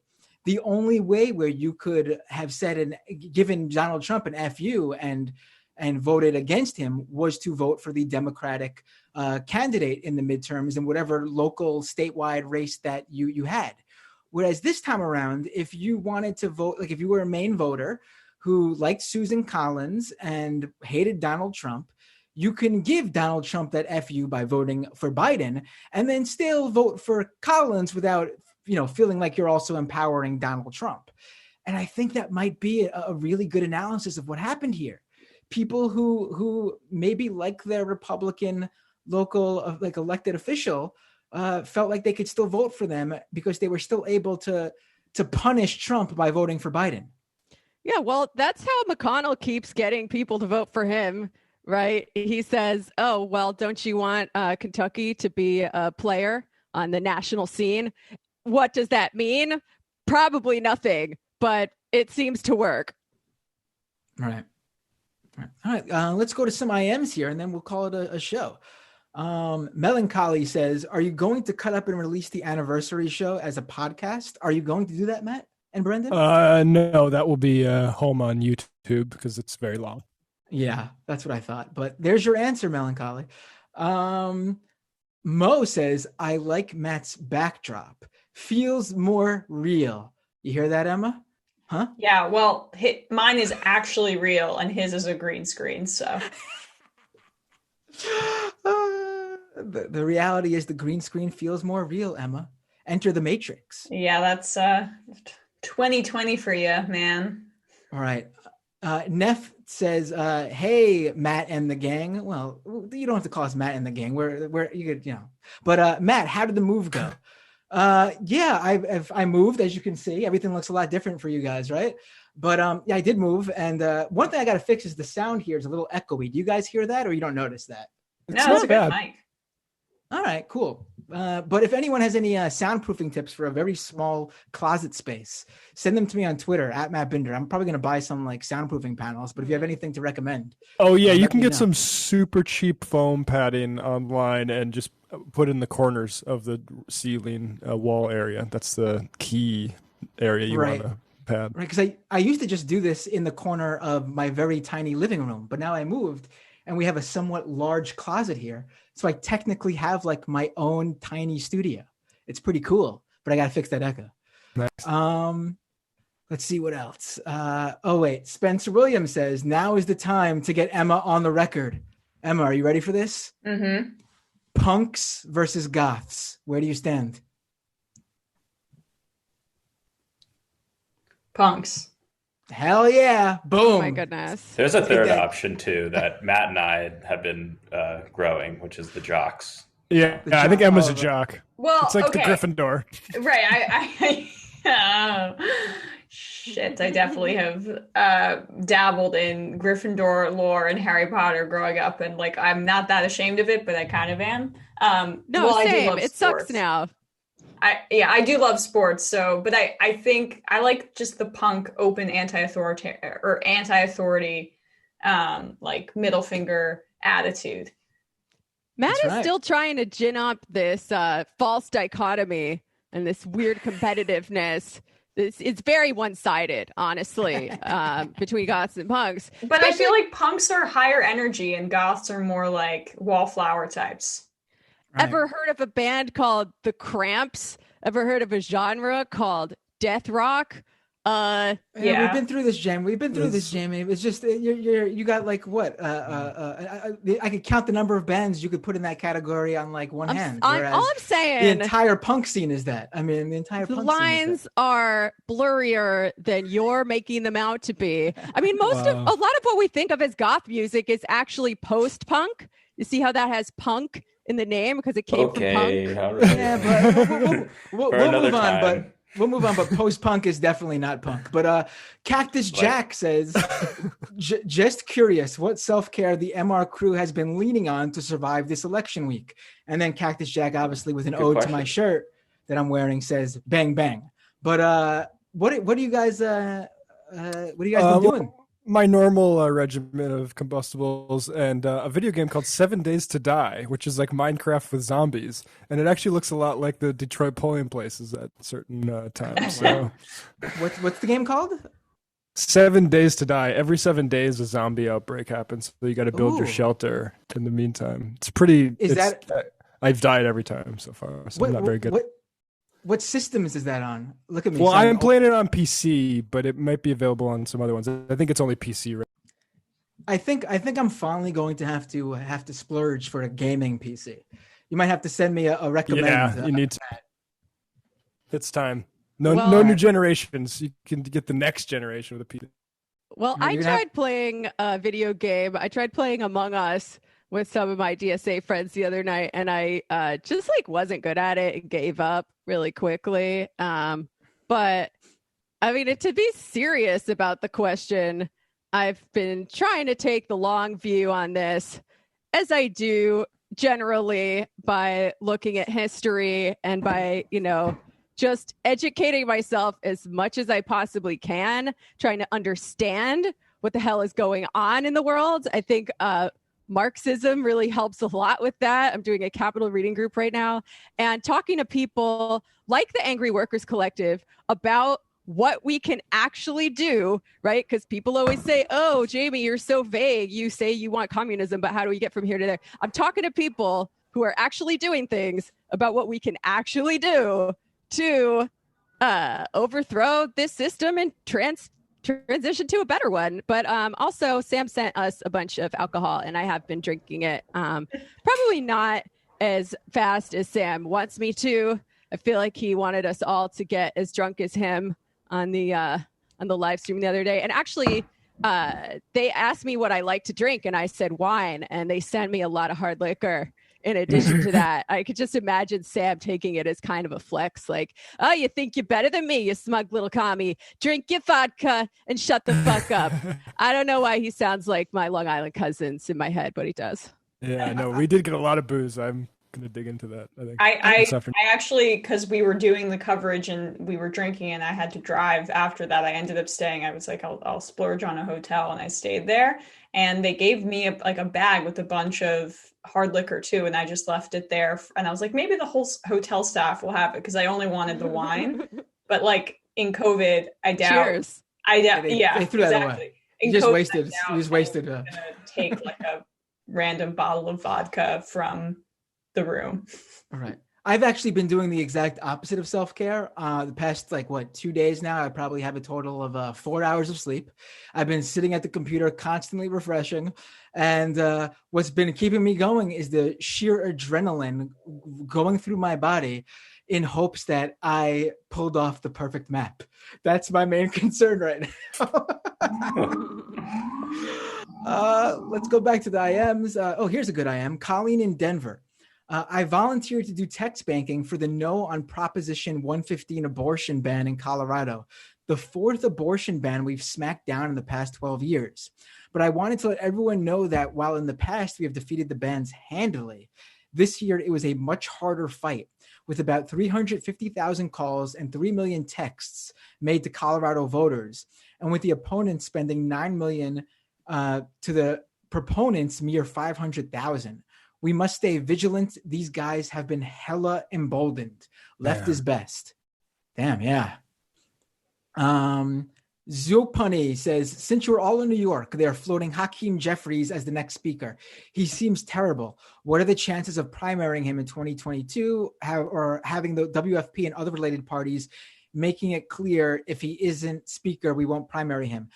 He's definitely in a district very safe for him. And honestly, I prefer Nancy Pelosi to him, because at least with Pelosi, you know, she's on her way out at some point in the near future. Whereas this Jeffries is a young guy and he would be around for a very long time. Yeah, I've spoken with people about this in Brooklyn DSA, and it sounds like he is in a very safe district. His constituent services are pretty on point, and it's going to be really hard to get rid of him. But if we do want to get rid of him, I don't have a lot of confidence that the Working Families Party is going to be terribly effective, because they've managed to bungle a lot of things in the recent past. Username Map Binder says, Speaker of the House does not have to be a member of Congress if you're holding out for Robbie Mook. I did not know that, actually. Because I actually joked. Felix from Chapo yesterday tweeted out, who are we going to replace Pelosi with, Nancy Pelosi with, and I tweeted at him, Christine Pelosi. She can protect some of our faves. Yep. Right, exactly. Yeah. And I said that jokingly, thinking that, you know, you'd have to be a member of the House, but I guess that's not the case. Who knew? Obviously, Map Binder knew, actually. Want to hear more from Matt Leck, says Soft Alpha Male. Yeah, Matt, you were kind of quiet today. You just recuperating from these the 12-hour show still? Yeah, sort of. And also, there's something wrong with my contact on my left eye, so I didn't want to be on camera. So I've just been, letting you guys take. Fabu Cat says, Colonel Mo Davis isn't a bad guy. He resigned his position at Guantanamo Bay because of the torture. I can't tell if you're being facetious there, because I mean, you really shouldn't take the overt torture to make you not want to be a part of that to begin with. You know what I mean? I mean, that's the exact same thing with the Valerie Plame stuff, right? Like, she's still a spy or whatever, right? Like, right. I don't know. Right. New Matt, Brendan, please book Griscom and or Lisha on a Friday. They and Matt are doing the work on TMBS, says Tanuki. Yeah, you guys are doing great work on TMBS. I do want to plug. People should check out the interviews we did with Marshall Steinbaum on Prop 22 and how a Harvard project wants to kind of set the sails on that nationally, and how they're going to do that using kind of woke. What would it be? Green woke washing. This idea that the 100 or so years ago, the labor movements left out these certain people. And instead of including them in what they were left out of, they're just going to create a new secondary classification for them to give them part of the rights that they were left out of all those years ago. So it still sucks, and we need to fight that nationally. So yeah, the Marshall Steinbaum interviews, I am. Peck is Best says, call yourselves the Wonders, like wonders, but spelt O-N-E. Get it? Yes, that's from That Thing You Do, which is one of my favorite movies. I love that movie. Are you guys familiar with that movie? I haven't seen that since I was a kid, but I remember being delighted by it. Might be a little before Emma's time. I don't know. It's a great movie. I've never even heard of it. You got to watch it. It's Tom Hanks in it, and you can just watch it. It's a great movie. Do some self-care and watch that movie. I recommend it. Finn says, Binder is being very trad punk. The punk / post-punk / death rock / new wave splits were largely based on queerness and musical nonconformity. We stayed weird. Why are you being so conformist, old Matt? Oh, I'm just having some fun here. I've already said that there is solidarity between punks and goths, and this debate is all for good fun and sport. But you're collecting the wedge issues between the punks and the goths, it seems like. Yeah, so. That's true. Punks love to call people posers. That's very true, because everyone's a poser. And the final IM of the day, Serious Sam says, candidate-elect Biden must do joint rallies for Ossoff and campaign in Georgia. Obama, Kamala, etc. I mean, they're going to go all out for him. I don't know if Biden will go down there and actually do a rally, but I'm sure they're going to go all out for him. And what's the actual other candidate? Reverend, what's his name? Warnock? I can't remember his last name. Emma, do you know? Wortlock, right? No, it's something like that. Warnock, I think. Warnock. I think it's Warnock. Yeah. Warlock. Right. Yeah. Oh wait, I got to read this one because someone just Dr. Gus DVM. Hey, Jamie and the Emmets. That could work. I don't know. On the bright side of the election, if Biden pulls it off, I won't be deported. Small victories. I'm glad if that's the case for sure. But, obviously the Obama-Biden administration definitely had their fair share of deportations. But I do hope for, your sake and everyone else's sake who truly worried about that under the Trump administration can breathe a sigh of relief and that it won't happen for sure. All right, folks, youtube.com/Matt Binder. Subscribe there so you can be notified on the very next episode of Doomed. I am currently, watching what happens with the election before announcing what the show is going to be for this upcoming week. It might be even a day or two late, maybe tomorrow or over the weekend. I'll let you know. Emma, welcome to the show, and welcome especially to the fun half on Thursdays, which I think you'll find is the most fun you'll have all week. Oh, for sure. And Jamie, Matt, Brendan, always a pleasure. See you guys next Thursday. You all will be here tomorrow with Sam. And tune into Nomiki's show right now, right after we go off air here. Any of you guys have anything to leave us off with? Nope. See you tomorrow, folks. All right. Later. Bye. It might take all the strength I got to get to where I want, but I know somehow I'm gonna get there. I wasn't looking when I just got caught between the truth and